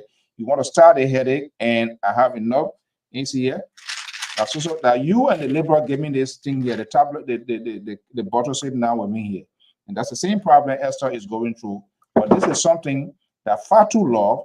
So you'll come here and give her a headache, and we'll talk, and then we'll go back and take medication. But like I said, it was it's an exclusive. Not that you don't have the capacity or you don't have it, but we just try to incite different conversation. We're not even taking phone calls because sometimes you people are politically minded. You guys are so blind, so loyalists, or whatever it is. So nothing goes wrong. But for us who are independent, we have an independent conversation. I don't have no side. Dr. Mali doesn't have a side.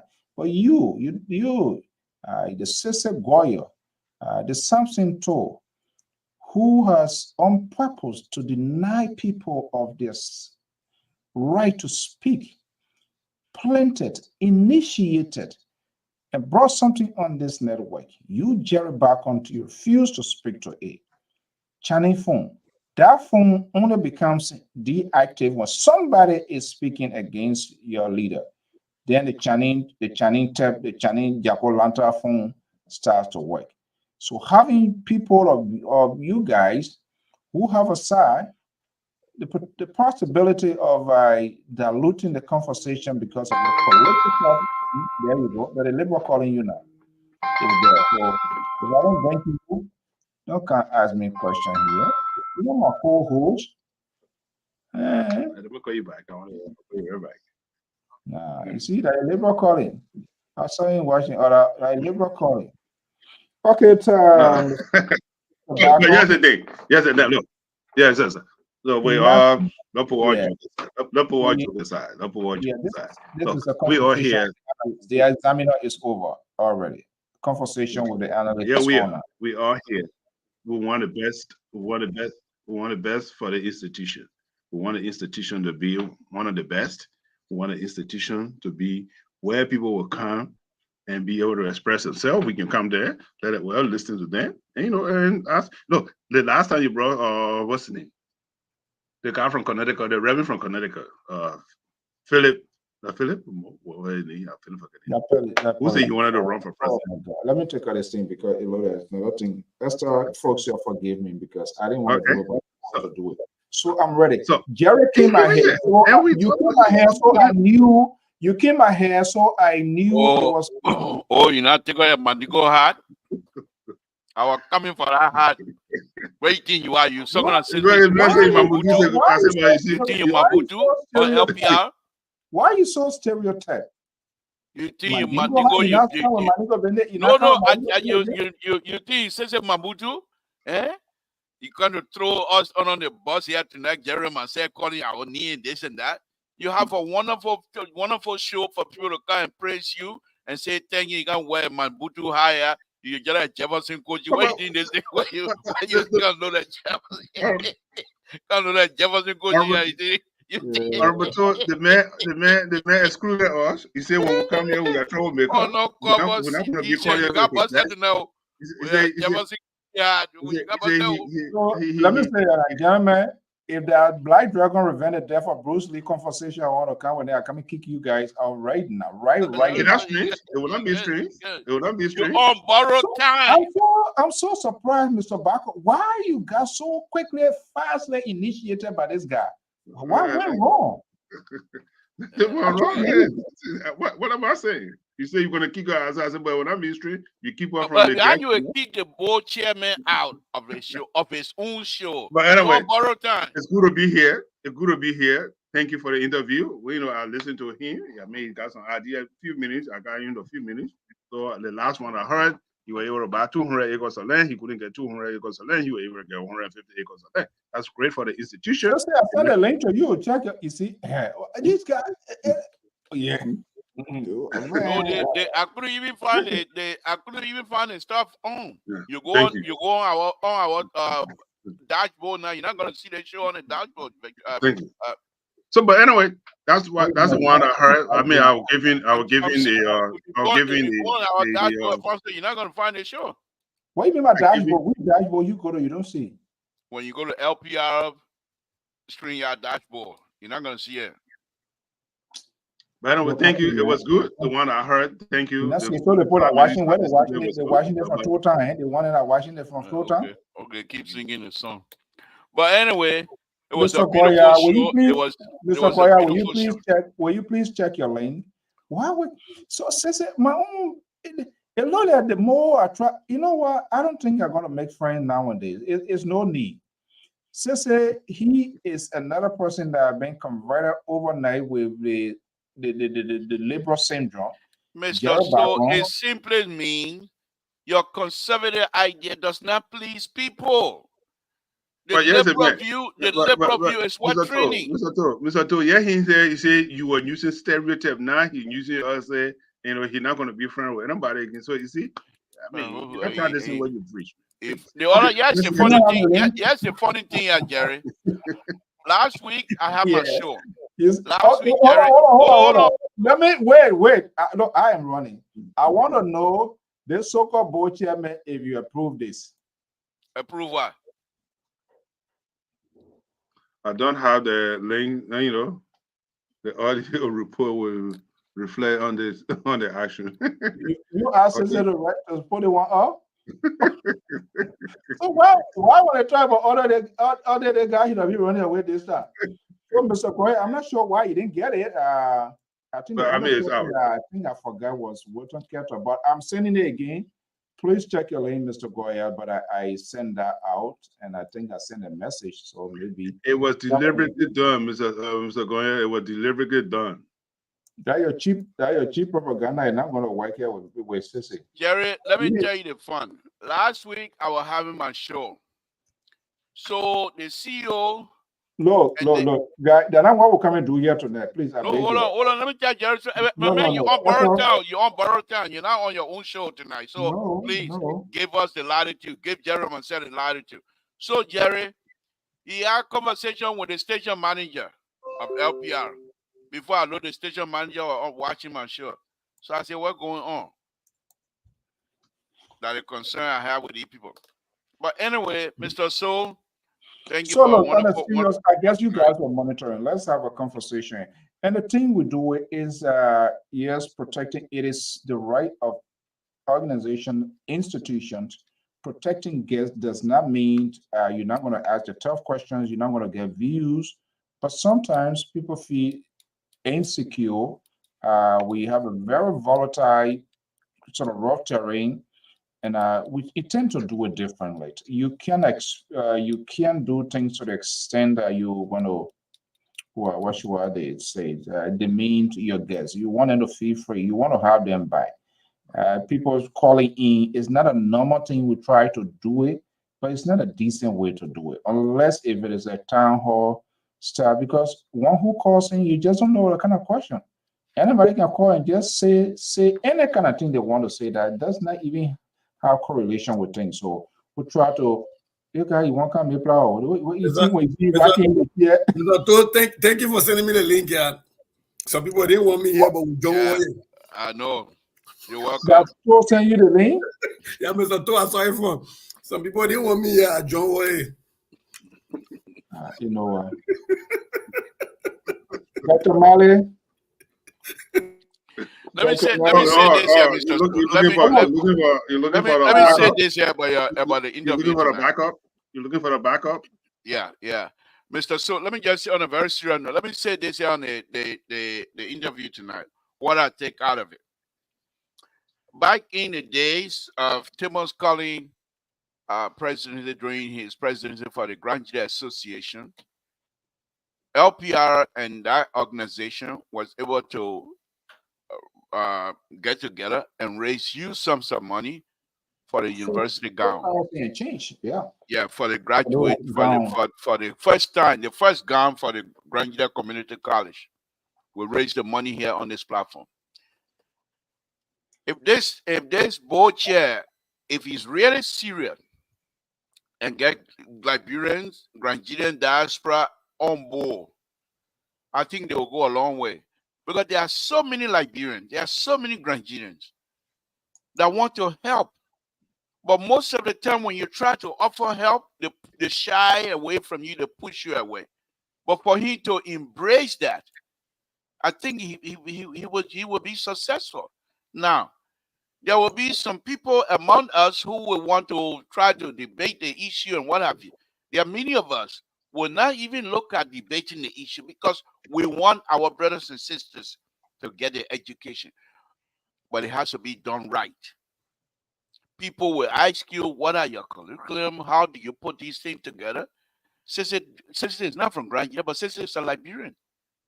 And if this thing is if the people are doing it right, he sees that they're doing it right, he will offer help. We have our own sister, Dr. Fontier. She can also offer help. But these people are not going to come on board if the only thing they want is the money, then nobody will come on. But if you show that, yes, indeed, we're asking for money, but these are things that we're doing. And the people who doing this job like this here in the United States or in the diaspora, if they come on board and look at your plan and they say this is legitimate and inform people like me that have no idea in that area, I'll be willing to follow and help. So I think the idea of trying to engage the Liberian and the Granadian diaspora is a beautiful, beautiful idea, Mr. So. And I think he's on the right path. Yeah, and I think part of this here, before I bring in Sissy here, what we try to do now, there are some things, even if all of us interface that is, everybody kind of like stronger want to get in, but there will be some points that I will miss, and you can easily pick it up. And we kind of want to reassure our, not just only the audience, our guests, when they come here, they will be respected. We ask them the questions they want to answer. It's fine. We'll go online. Questions that we feel relative to the conversation, we'll bring it in here. But Sissy, I want you to jump into this thing here. His approach, you being an educator, and I was asking a deliberate question, which of course, if everybody I laugh and see you get trouble. So asking the question to make sure, but he can't. But let's take the approach. Is that a workable approach? Yeah. I mean, I have a lot of minuses that I could talk about, but I say holistically, this is a good approach. Recognizing that diaspora and Liberians are Liberians. And I don't think he minced his words. I think he tried to be political about it, but he said it. He said that a part very loud that most people try to avoid, that this is where the pocket is. This is where the money is. And this is what you talk about key stakeholders are diasporans who to be able to give money. This is where you come for all of the money, the resources and everything. So I think recognizing that is a step forward. You know, most people will try to avoid that, even though they know that what they're coming for. Politicians come to America, they only come to raise money. But at least having folks at the table, kind of like almost coming with an almost blank slate and say, here's a blank canvas. Let's paint on it together. So that it's not just my thing. It's not just the people in Liberia thing or the people in the diaspora who got the money thing. This is all of us thing. Let's paint on this canvas. Let's determine what our people going to need in their region. And I hate to refer to it as a Grand GEDEH thing, simply because it's not like Lofa Community College and Bon Community College, you know, the two countries right next to each other and they got universities, right? So it become a Lofa thing and maybe a Bon County thing.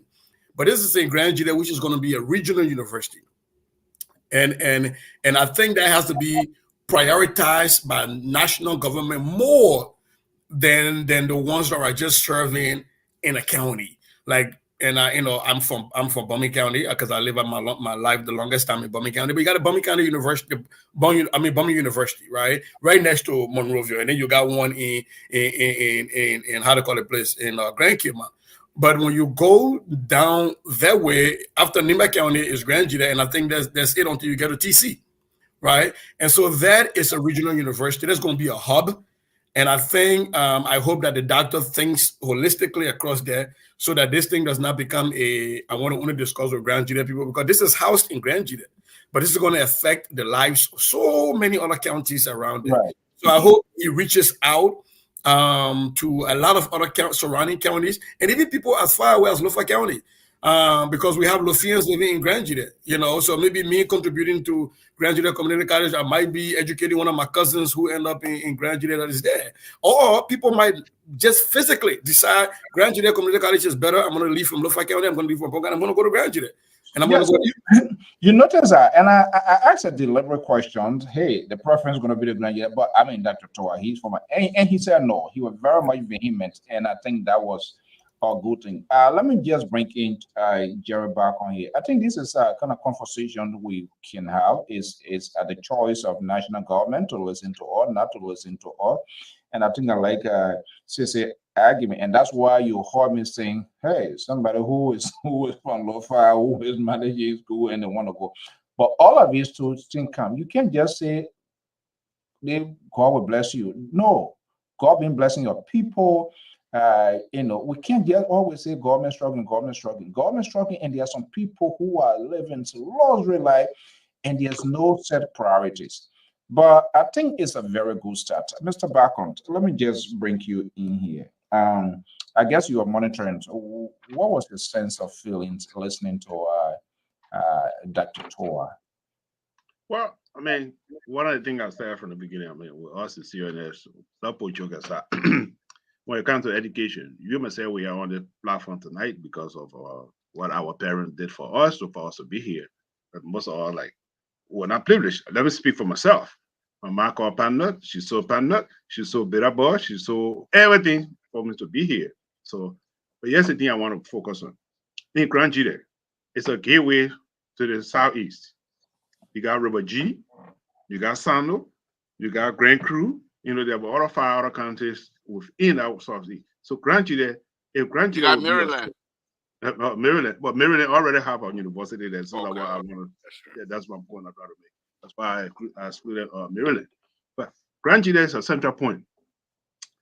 All the other counties that are just near, they had to pass through Grand GEDEH before they can come to the western part of the country.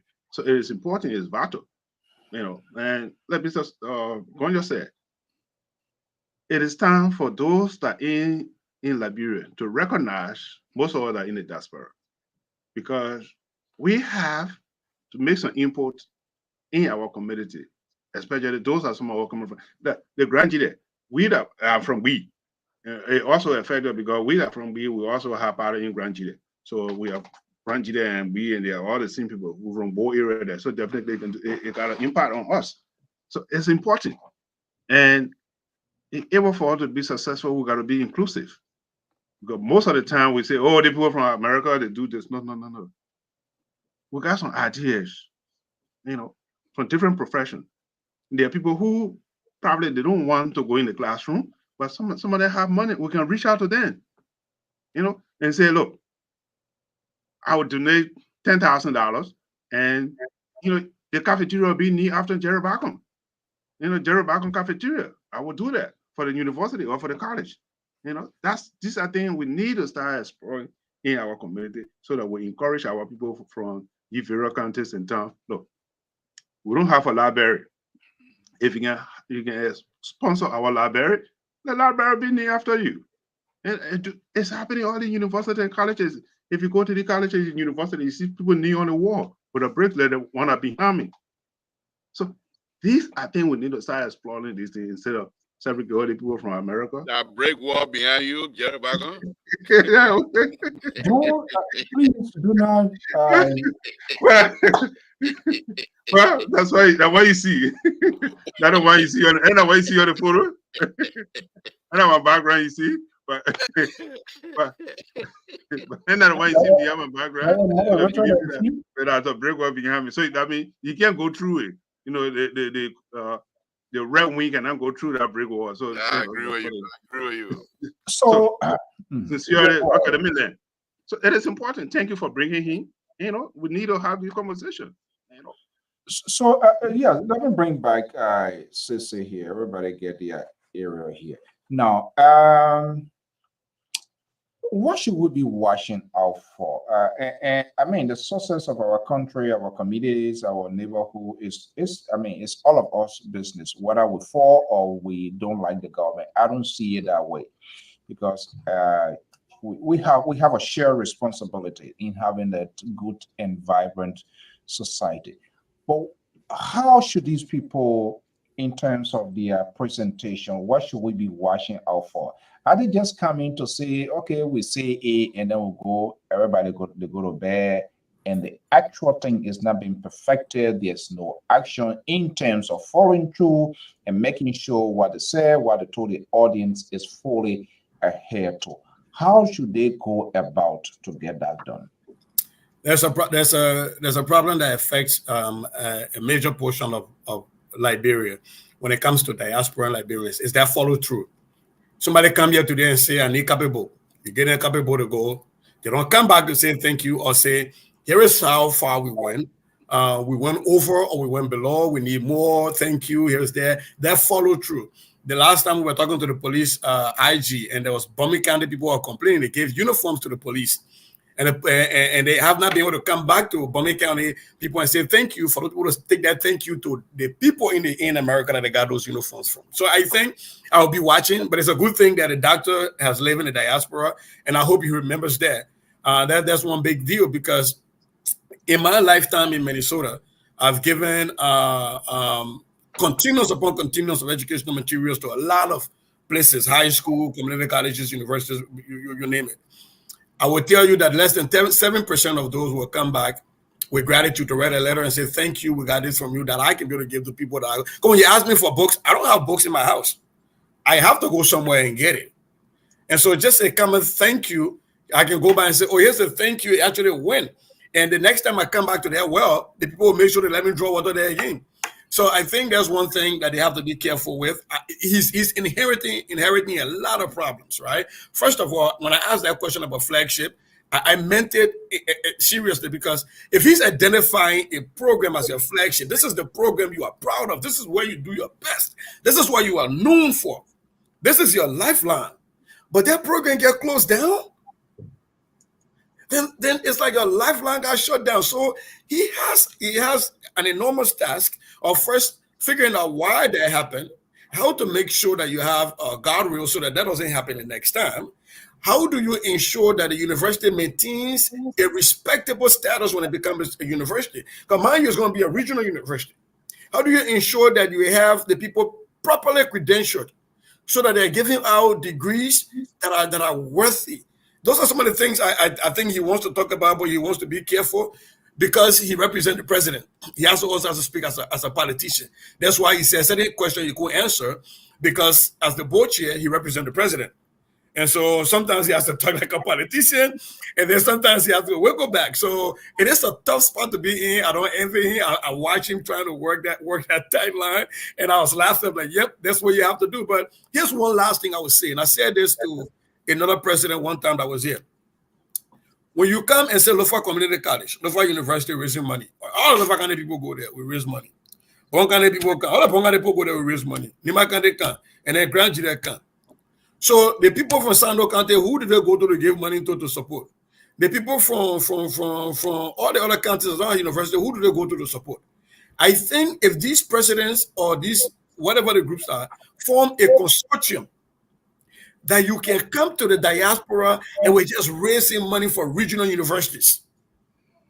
All of the Liberian people, it don't matter whether you Sapo or you Kran. And by the way, I'm also Kran. I got my Kran in Tele. I am for Konambo district, if you didn't know that. So Good confession. Why you got all the confusion, business, the people, everything in you? But I want my men in Minnesota.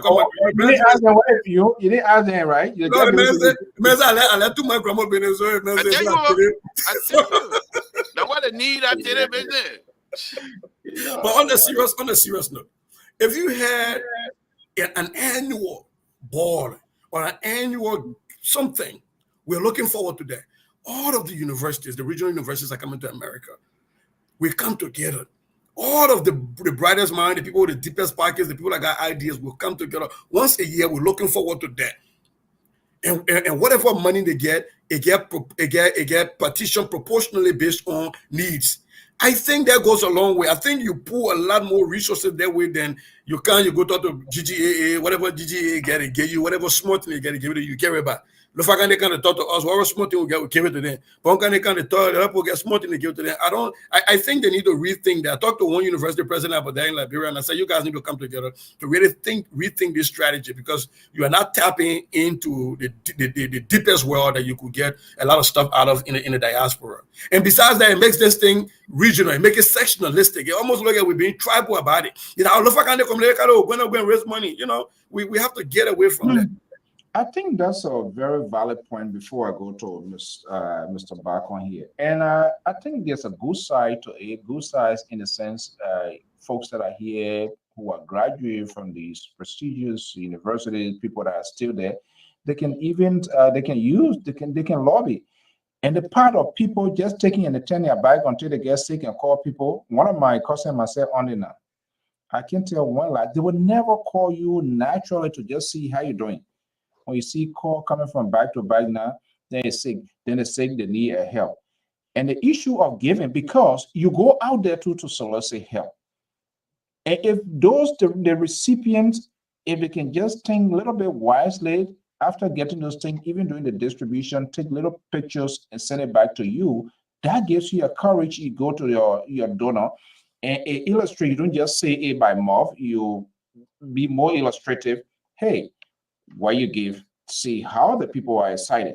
Guess what that person going to be saying? They can go back and take the last one and give it.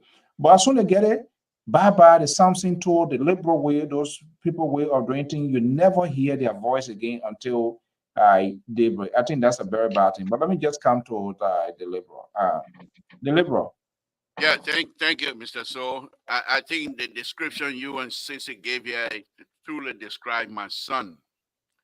There, yeah. Somebody stole my bike. Okay, we'll buy you a new bike. We'll buy him bike. He will still ride you. He tell me thank you. He tell me thank you. But then the other day, the other day there, I said, yeah. He said the bike, the engine, I said, fix it. No, thank you. I don't know what's wrong with those people. When they call you for help, you help them. They will not say anything again until time come again. There was another gentleman, I'm not going to call his name, total. So, older brother, so I decided, you know what? The man, most of his relatives are dead. So I said, okay, I will buy back a right for you every month. And I will pay somebody to cook for you every month. 1 month. I forgot totally. I didn't say that you called me. But when the more power that exists. Yeah, you are there working on your 8 hour. Oh my goodness. The more power exists. What happened the more? So I said, okay, sorry. I sent in it, but I ain't got money again. That's how come that one, and but that's what these people are. But I hope the good doctor, the fact that he's been here, he most likely have experienced this kind of thing. And so when we come together to do whatever we have to do for our brothers and sisters, I think they will show appreciation. One of the things that I want to say here also, Cece, and you correctly stated that we have to come together. I think this government, I'm not here to praise the government tonight because this is more of a national, Mr. So please, this is a national issue, and I'm not here to, but of course, President Waka, okay, let me stop. Let me stop. But anyway, on a very serious note, Mr. So, I think if we all come together, let's just say correctly stated here, if the university, if they can put themselves together, knowing fully well the Liberian diaspora will be able to contribute huge amount, weekly, if they can come together and not do it right here, low far. They just come, say these are the community colleges that we're trying to raise funds for. And they, even if they don't all come bring their own press, but they can send a specific, delegates to come and have a conference. We all want to be part of that country. Even though we're not there, but look. When was the last time we come here? We live in America. When was the last time LPR discussed the ongoing election here in the United States? When was the last time? But we talk about Liberia every day. We're connected. We want the best for the country. And we stay here. And the other day, same wave went down. Dr. Toto went on his Facebook page. What happened to Sandwich? What happened to he asked three times? You think Dr. Toto want money from Liberia to come over there? No. He was panicking because he's supposed to send money to people. That's what we do. And he's not alone. So if these people, they know we're sending them money. But just to show appreciation for us from the members and things like that, they show appreciation. It doesn't matter to you. You will still help them. But because we want to help. And I keep saying this. If this government would just do that, they can raise more than $2-3 million from the Liberian diaspora for a specific risk cause. For example, you come and say, we want to do light. The light business giving you a hard time in our country. We got this amount of money. We need X amount of money. Could you guys raise the money for 2 years? Liberia will be willing to contribute. The only thing they want is that the money is going to where it's supposed to go. If they find somebody who is truthful, they will pay the money. So I think the good doctor, not only is he coming to Liberian diaspora, but that they should be able, if they're coming to ask for money, they should be able to establish some sort of a record type where people will be able to see it and believe in it. Once they believe in it, they will contribute truthfully. So Mr. Bacon, with that, I think that's, I hope maybe say, I think you can, we all can work towards that, because I think that's a very good workable strategy, because it makes everybody to be inclusive, and and everything come with trust, like the liberal say. Don't just be buffet groundhog. You take it, you go that the end of it. That's the one I don't like. And people that come in, they must come with a clean mindset to let. And I think this is where the conversation needs to be tolerant, mature, and very detailed, because the apprehension these politicians puts in the minds of our brothers and sisters. I'm telling you, I've gone in there more than 1 or 2 times. By the time you get there, oh, just say, how you doing? Yeah. Where you came? I just got here. The second question, you here to stay? When they ask you that question, and then insecurity comes into play, because the mindset of people taking their job, that is bad. But I think this, I think I will have to reach out to Dr. Toa, and if you can, for those of you that are listening, have these different community colleges or university and things, if we can talk to their leaders. I think this politics, their capital bidding business, and they want right this guy, it's not even helping, because the people that are doing the bad thing, they're not going to jail. We talk at the end of the day, so people get so through. But I think we need to start having other social conversation, intellectual conversation, to help to restore the credibility of these institutions that are failing, that are falling apart. What you just said, I'm really going to talk to message Dr. Toa, saying your number. I'm not sure what I get. That would be a very good thing. If they sort of regionalize this thing here and come to, if they're not no graded person thing, and oh, I want to get a need, this person, no. If these leaders come together, and you can even make it like an annual event. If you even go to the embassy and they know very well that there's established a working team here, the reason they are coming here is to talk to their kinsmen, to get involved in the education, to help. And when they come in, it comes with a whole package. They are nurses, they are qualified nurses, people here. People will rally and they will really support, not just only in cash, logistics, because some of these people will go to their big institutions. Most of these places, at the end of every year or every other year, they do this clearing thing. I mean, things that are trashing, not that it's poor, that's bad, they are useful, but that's their system. They're always upgrading, and those material can be still useful. Jerry. Thank you. I mean, it's a good discussion, but here's the thing I want to stress on. Oh Lord.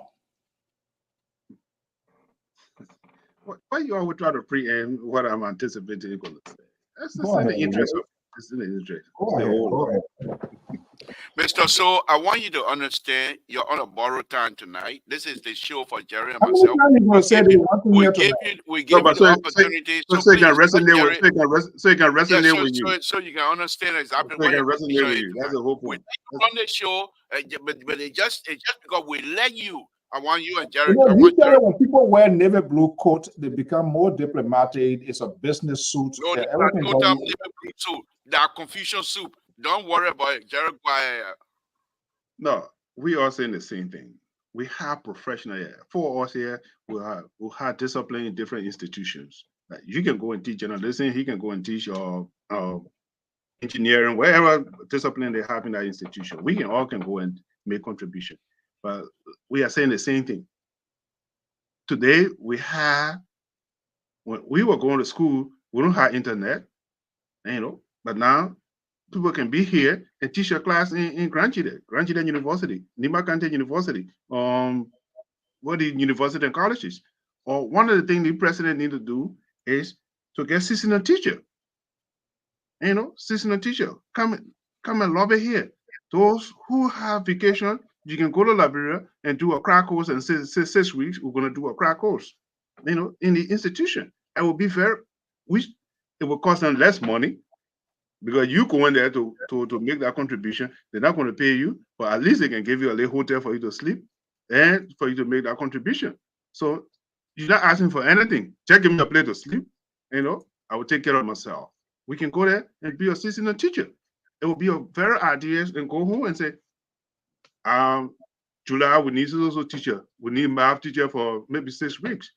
And it will be prudent for our community. So we need to reach out to it. That's a brilliant ideas. I hope they will execute it, or they will find some people who will come and talk to the people that are in the diaspora. I said it on the show before, I will say again. The only way Liberia will be built, or the way Liberia will be the 21st century, we that are in the diaspora, is our responsibility. We're the only person that will build Liberia. It's our responsibility. And I always say it on the show. So Newman went home to build his home. So what's about this, Mr. Goya? Because I think as we're having this sort of conversation, different thing crowding coming into the hair now. What's about national government also having conversation with these internet giant companies? Even though I want our Professor King here, digital will be here, because if these community colleges, universities, or even high school, secondary, if there's some sort of backing, if these only greedy politician, if it can't just only be for them to have it, let be sure they have a decent library where it's equipped, you have computers and have everything there, internet, you can stay here and conduct classes and tutor people. You don't have to go. You are volunteer. People that are struggling in this area, They go there, get a good projector screen, and they see you illustrating, teaching people, instead of everybody just going down the or whatever place that they don't have anything to do. But can you imagine, you are a teacher, students, sometimes when people look at the money that you send on a daily basis when school coming to open again, then people start having a habit, because you get a child, you get family members, they're doing assignment every day, data, because they're doing assignment on little phone and stuff like this. What happens if people, how much it will cost you regionalize these institutions, sector, community, decent library, to well-resourceful, well-funded bill. People go there to do their, their homework. Internet there. If a child not even get, if a child begging for internet and want to do assignment and they know they are around Banave, but there's something within the proximity of Banave Junction or Shoe Factory area, they get a huge, good library, internet there, 24-hour people there not doing anything. You can tell that person, go to so. They get a computer there, internet service there. You don't need to borrow. Since on the other side doing things, something labor on the side, slope going or slope coming down. How's that? Is that a workable thing that government people can engage in? Well, yeah, and that was why I talked about these community colleges, presidents, and universities. Presidents coming together to come and engage the diaspora, not just to beg for money and get resources. You also get ideas. Starlink, which is owned by Elon Musk. Last time I heard in consultation with the government about extending internet availability in Liberia. And if that is true, that should be something that the Liberian government should leverage, because it becomes a lot easier when you have internet. Like what you're talking about, Mr. So, is what we have in Minneapolis. We have citywide Wi-Fi. Once you're in the city of Minneapolis, you got access to the city Wi-Fi. And so if you were to do stuff like that, it doesn't have to be the whole Monrovia. I'm not even thinking about Monrovia, but like Grand GEDEH in Swedru, where Grand GEDEH University is, you say around the campus areas, you have free internet. I guarantee you, not only university students will go there, high school students will go around and get internet to be able to do work. Now, here's where that leverages a lot of work. There are quite a few universities around the world that have managed to leverage, TED Talk, this thing that people, you watch TED Talk on, is on YouTube, is everywhere else. People develop courses where you just have a series. So, for example, I sit here and I say I'm teaching, well, for lack of a better word, statistics to engineers. You put together an entire workflow of videos for an entire semester. And these students, they click through it at their own pace, and it comes with accompanying worksheet and guidelines, and you draw a test that you can create security processes for. But now, Mr. So and Mr. To, I don't have to wait for this semester where the teacher not yet will teach the thing for me to graduate. I can take that online. I just got to make sure that my people give me a computer. I go sit around on Grand GEDEH Community College campus and sit there, every night I download one video and I watch it. I take my assessment. Mr. Goya doesn't have to leave from here. You take the assessment, I get it right here, and I can be able to communicate it right away. What you do at that point is you expand the pool of intellect of people, of employees that you're not paying, because I can volunteer there, right? And now you're not paying me, and I'm teaching a course. And that course doesn't just have to be at the Grand GEDEH Community College. It can also be at Lofa County Community College. It can also be everywhere. They all just have, you log in, you have that one course catalog, and you were into it, right? That is so easy to do. But all of those things depend on having a sustained internet access. And what beats my imagination is you have a major company like ArcelorMittal, right? What would it take for government to say, if you're coming back to renegotiate your contract, that we need you to provide that internet connectivity, sustained internet connectivity to Nimakane Community College or to Grand GEDEH Community College? We didn't say give it to the whole Grand GEDEH. Have it at the university. And that will create a hub of learning.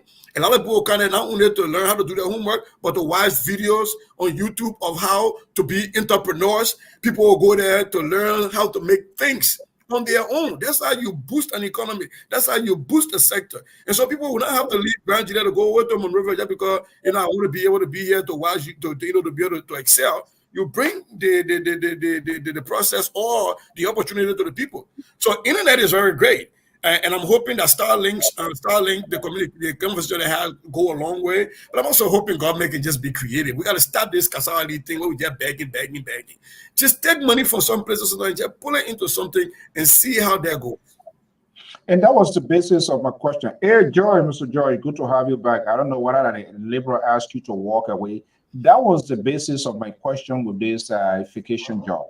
We have these companies, the Salam material you're talking about. We have this put to some already mounting different companies. But how many of the citizens are direct beneficiaries of verification job? College students, high school students, who will have to prepare themselves for the next academic year. But guess what? These bosses, these here, they take their late that only their chamun and they can recommend. If you're not, and then forget it, you're not getting it. That is bad. Yeah, that is bad. They need to create the guy, like you said, people got to be creative. You got to open the corridor. But these people, what I've come to realize, honestly,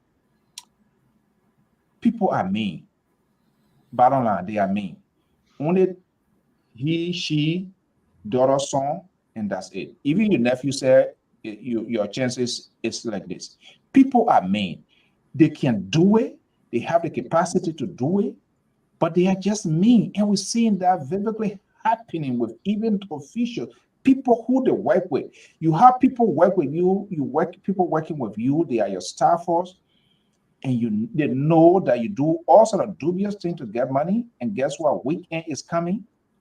They can't say all this and they're forgetting to know. This is where that's the bottleneck. That's where all these problems coming from. But hopefully we have this sort of conversation.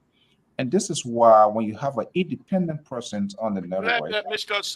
So, let me address George here a little bit. No, go ahead. No, hold on. No, hold on. I don't want to mute you. Hold on. You see, you don't have.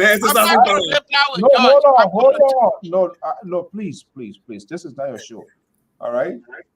I will not have you coming here to sanction voices.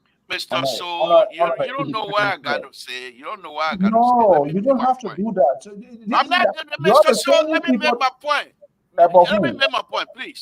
George, the reason why we do this, Sissy and myself, it was not because we're hopping from one show to another. We have something to contribute. And so when we come to ERBC, we contribute. These are ideas. We're not forcing anybody to take that. But we have something to contribute, and we want to make sure Liberia get better. We have ideas. That's what it is. That's what it is, my brother. But thank you for recognizing the liberal talent of moving from one station to another. Thank you very much, George. Go ahead, Mr. So. You don't say you literally like a Donald Trump when coming out and say something, all the men rally, nobody can go there and get distracted. The message when I call you grasshopper, you're not jumping from place to place. That may resonate. That's George expressing how he feels about you. What is the big thing that you have to interrupt our conversation here? So everybody that says something here, you address. You see, but George and too, a good for him. Because when you read something, I don't even know what he's saying. Someday, the liberal. No, I'm not. You're impressing me, and I'm telling you, thank you for recognizing my talent. He's not praising you. He's not praising me. Now you don't want one ticket. Now you don't want one ticket different. Now he's praising me. He said I'm doing good. I was. So then why are you explaining? Let us speak for yourself. Why are you? Who wants to know what are you doing good? Not doing good. Yeah, man. The people like me, Mr. So you're jealous of me. They like me. You want to announce our talent today for ERBC or I asked you to send the link to me. Why you didn't send it? You sent my cash out. I forgot. The Western, how do you call it? Money Grand down. One about the show from the ERBC today. Money Grand down, so no transfer of money. I don't know what else to do. But yeah, let me say this on the. There was no question asked. Go ahead, Jerry. Sorry. Let me say there on the education. You see, the government have to work with the private sector. When it comes to the internet, we have only two carriers in Liberia, Celcom and Orange. These are the two companies so far in Liberia right now. We have to work with them. Here, you must say here tonight, We got multiple or different carrier, and we use it. But if second call Orange, you got to pay. Orange call second. When we came here, it was the same thing. And the federal government came in and said, no, you have to collaborate. So today you can call. You can call. What it means there. What the other company name? I can't come to my mind right now. The other giant company, AT&T, or mobile, and all these things. You're not paying. You must can communicate without paying. This is left for our legislature to put the policy in place so that people, the citizens, will benefit. These are the things they need to put in place. You know, you can't. You call second, you pay. You call second, call Orange, you got to pay. Yeah, nah, we have to collaborate. So it's left for the citizens. I'm gonna say the citizens. The citizens too. They have to petition their senator or the representative. Look, we need these things for our children to be able to be the benefit. But like you said, we want to care for ourselves. You know, our leader, most of our senator and representative. You know, we want to care for ourselves. So long we got internet, we care less about those that we're supposed to serve in a constituent. The point here is, if these two companies can collaborate, we benefit. Those that are going to school in the country, they will benefit from it. And these are some of the legislation our people will be working on. How best can we do this thing for us to be open to our students, for them to be able to have internet or have access to be able to go to school? Wow. Why would somebody be in country? But when the two companies even go through there, how does that help with internet connectivity when they don't even have enough cell towers around the country? But that's where the government come in and say, look. You know, yeah, tonight on a lot that there will be no tabata, but nothing is guaranteed with Mr. So, the reason why we're having what is the tabata? What is the tabata? What is the tabata? Listen to me. Why we're having a beautiful conversation tonight, Mr. So, because we do not have your doctor on here, because when the doctor is not here, you tend to be sincere and you tend to be straightforward and you tend to be balanced. Anyway, go ahead. Let me see. You're no longer balanced with your line of question. You pick and choose and you do things that a CEO is not supposed to do. So I'm just giving it to you as straight as it is. We're having a beautiful conversation here with you as our moderator, and we listen to you. You ask your question, we answer because the doctor is not here tonight. And lastly, let me just say this. Amos Joyce, I talked to him. He said to tell everyone that he's getting better, and let's continue to pray for him. Amen. Well, yeah, Mr. Joyce is doing great. All right. What I was saying, I said this seems to be a different type of Jerry back on tonight. What a great point you really. I mean, my head is going away. The head is going away. What a great point you inserted into there. Because remember when I came. Sister Esther, you're on your own. Sister Esther, you're on your own. The man guy I'm just saying, Esther knows when somebody speaks. You see, she say amen, because back on tonight did not create unnecessary pain on us, because two of you, anytime you come here, people go with, they're not taking ibuprofen, Tylenol, extra strength to sleep and all of that, which is becoming a problem for us. You see it? You see that? LPR get budget to be sending the people that pills if they refill.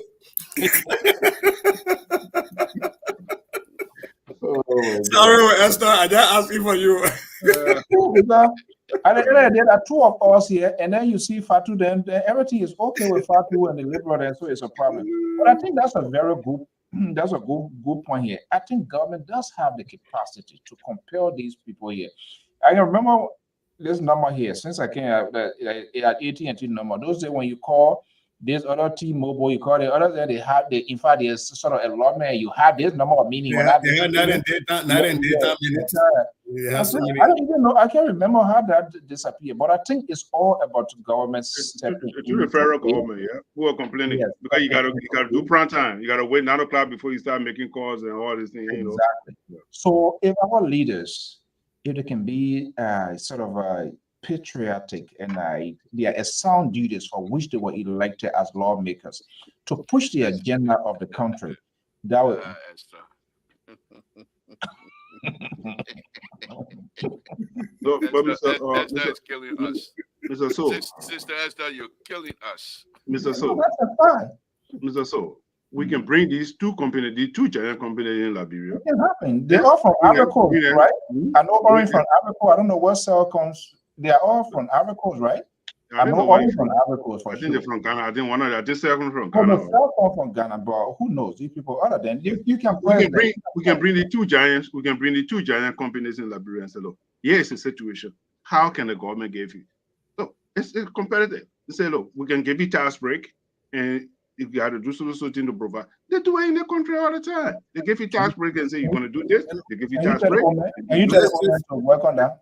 Let's just name it that it took a long time with industry rallying and for America to get to where we got, because for a long time, that night and daytime meeting was there. That spring to spring call was there for over 20-30 years. It took Congress working over 30 years before they could pass that. So let's just make sure that we are aware of that these companies also are in business to make profits. Right. And so they themselves too will have lobbying power. So we just got to be mindful of that. Well, I agree. No, I agree. I'm not saying with you, they're not going to make money, but the thing is, let's bring them together. How can we work together? It can happen. Anything can happen. Say what? I just saying that. Okay, let me make my closing. Let me make my closing, Mr. Soul, because the show is about ready to close. Mr. Soul, this is my show. It's about ready to close. Let me make my closing. Why do old men behaving like this? Jerry says getting annoyed with you. What do you mean getting annoyed with me? Jerry is on board with me. We don't want you to be comfortable. Because once you become comfortable tonight, you will start doing some things to us. Tomorrow when we come on here, when the doctor is here with you, you will act like you don't even know us. Our friend and love you right now. But when we show here tomorrow, when the doctor is here, the doctor start telling you, see you. In fact, tomorrow, I'm not looking time tomorrow. There's another prime time, by the way. So if you get a link, you get it. You not get it, you on your own. Yes, you are. Jago Lantern. The man had an educational show today. He kept me out of the email chain. I know the reason why you were continuing. They say they want to bring you on. They were going to be to bring you on. How you think that show are going to end? I know why. The man know. I just need to say, okay, I will pay. Because they want, then he's going to open all the cattle. They want to bring you on. I saw the promo. So I ran from my workshop earlier today. I got myself ready. I got my Colombo move to the today side of me were ready. I said, then I go to the man and say, oh, the people will come later on. I said, oh, boy.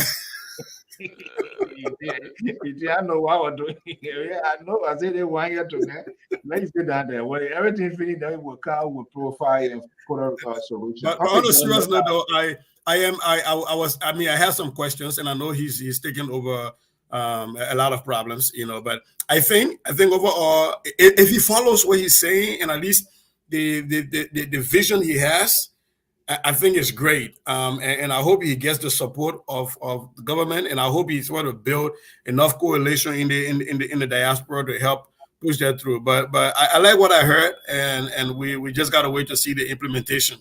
And I hope he doesn't get frustrated. I'm going to share your number with him.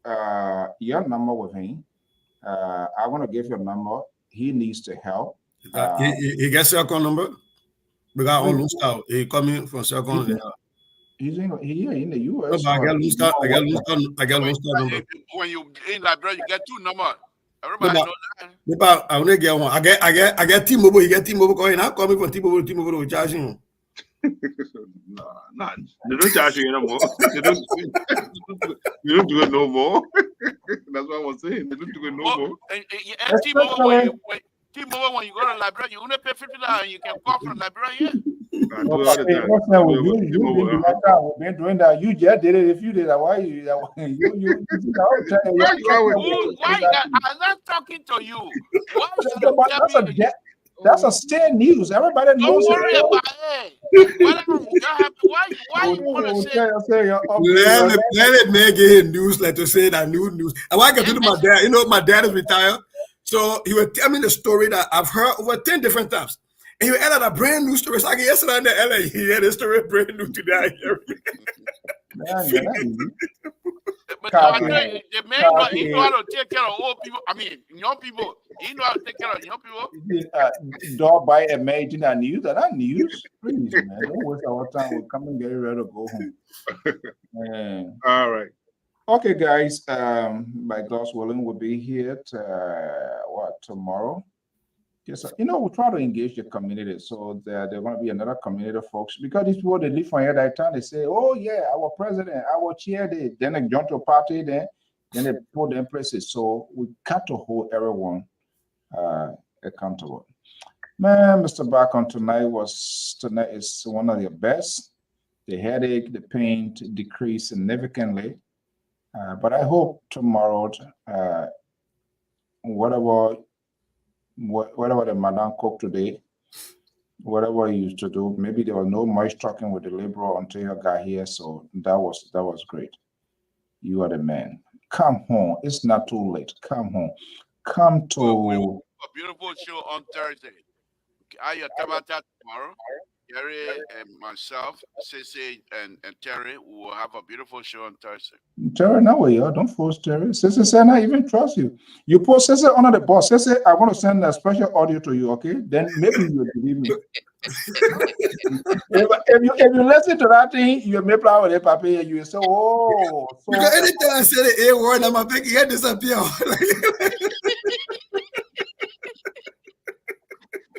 I said the guy, man. Ain't know how Putin grabbed Donald Trump. How you grab up a big here? They want your part. I'm not even talking about they want I gay. Even Jared Mr. Bacon himself. I said the man screw all of y'all up. Bah way. If I play it, if you're here, they whole network with chakra. So I was there hold it. Anytime he tried to do funny thing, I was there. That's my trump card now.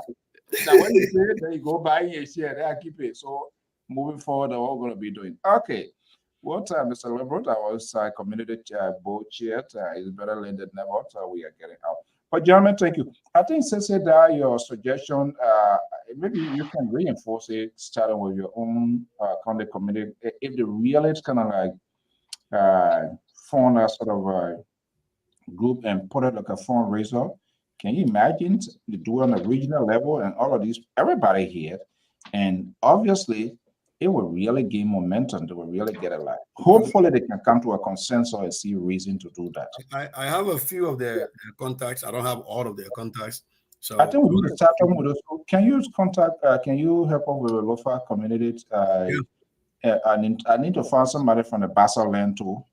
I'll bring that. I'll talk to that gentleman. I will talk to that gentleman from Birmingham University or Birmingham. I know him too. But anyway, he's on Rhode Island. He's we're in Rhode Island, so I will connect him to see if he were here. They need to come here and compare notes. Yeah, but you're not going to host anybody. You're not going to host anybody here. They're not coming to you, so don't be excited. So, okay. But start a conversation with Dr. Tom. Maybe he to have access to a lot of those people. They can form their group in the back and start. We can do that. I think that's our own support we can give to them. So let me ask you this: what do you see this educational system in Liberia will be? What position you think it will be within the next 5-6 years by the end of this government term? You think the system will be changed? We're hoping so. Again, there's one thing to collect facts, and there's another thing to implement the findings. The education minister did a good job going around the country on a fact-finding mission. Now, does government have the money or the spine to implement the findings? Just like the professor, the doctor that was on here right now, he has all these ideas, all of these things he wants to do. You're going to meet with a lot of Liberians, a lot of stakeholders are going to pull a lot of great things together with the financial willpower be there to implement those things, because there are a lot of smart people coming out, a lot of great things in the educational sector at least. I talked to the guy at MCSS. He has a lot of plans. We've been talking through that. The problem is, I keep saying, who is going to go to the capital and tell these people sitting over there that we need to put money in here? Because if they put the money there, I see Liberia getting graduated back to pre-war status with systems. Now, we still have fluctuations. We still have massive failures in a lot of places, but at least systems will be built. And this thing didn't just take 1 year to go this bad, so it will not take 1 year to fix it. But at least I think systems will be laid out that other people can build upon. But it requires people asking our big people to put money into it. Okay. Thank you. All right. Okay, guys. Thank you so much. And good night. Oh, we're not going to have no closing. You have your closing statement already. You're done.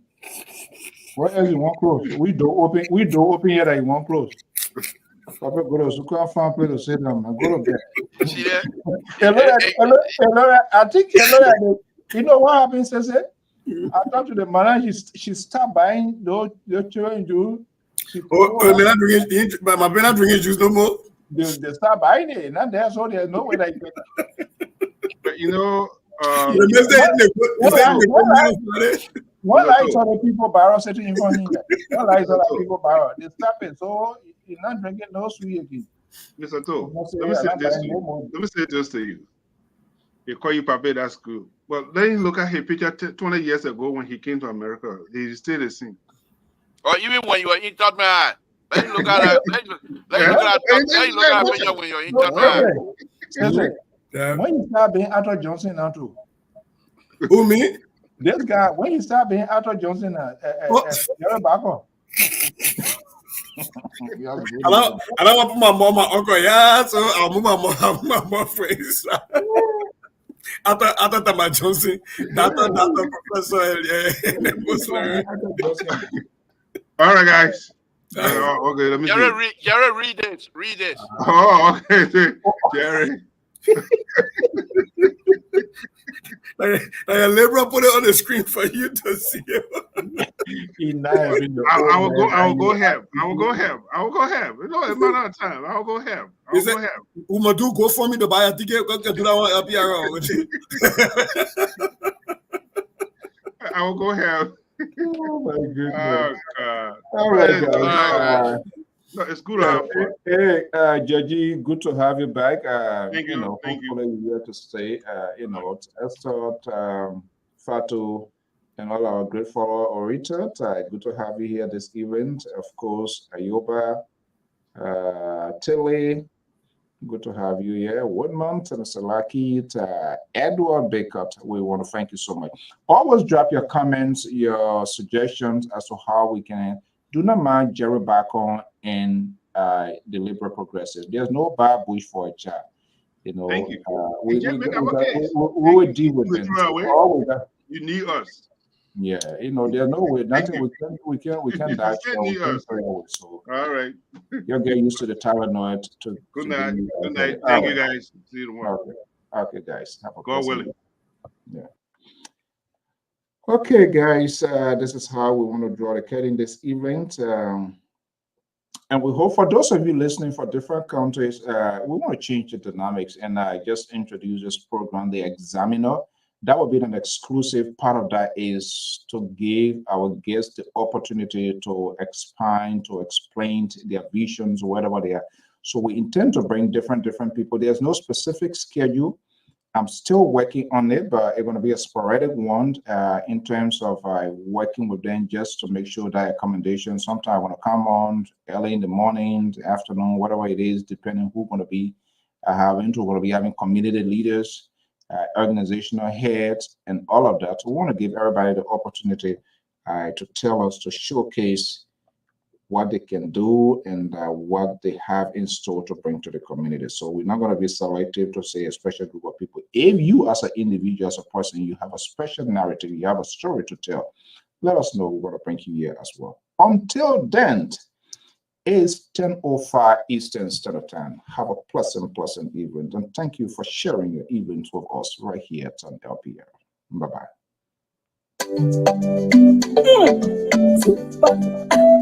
Oh, it's like a new people. Oh, that's a get to the I hear where you go get some water when you swat. Oh, no, you want anybody on?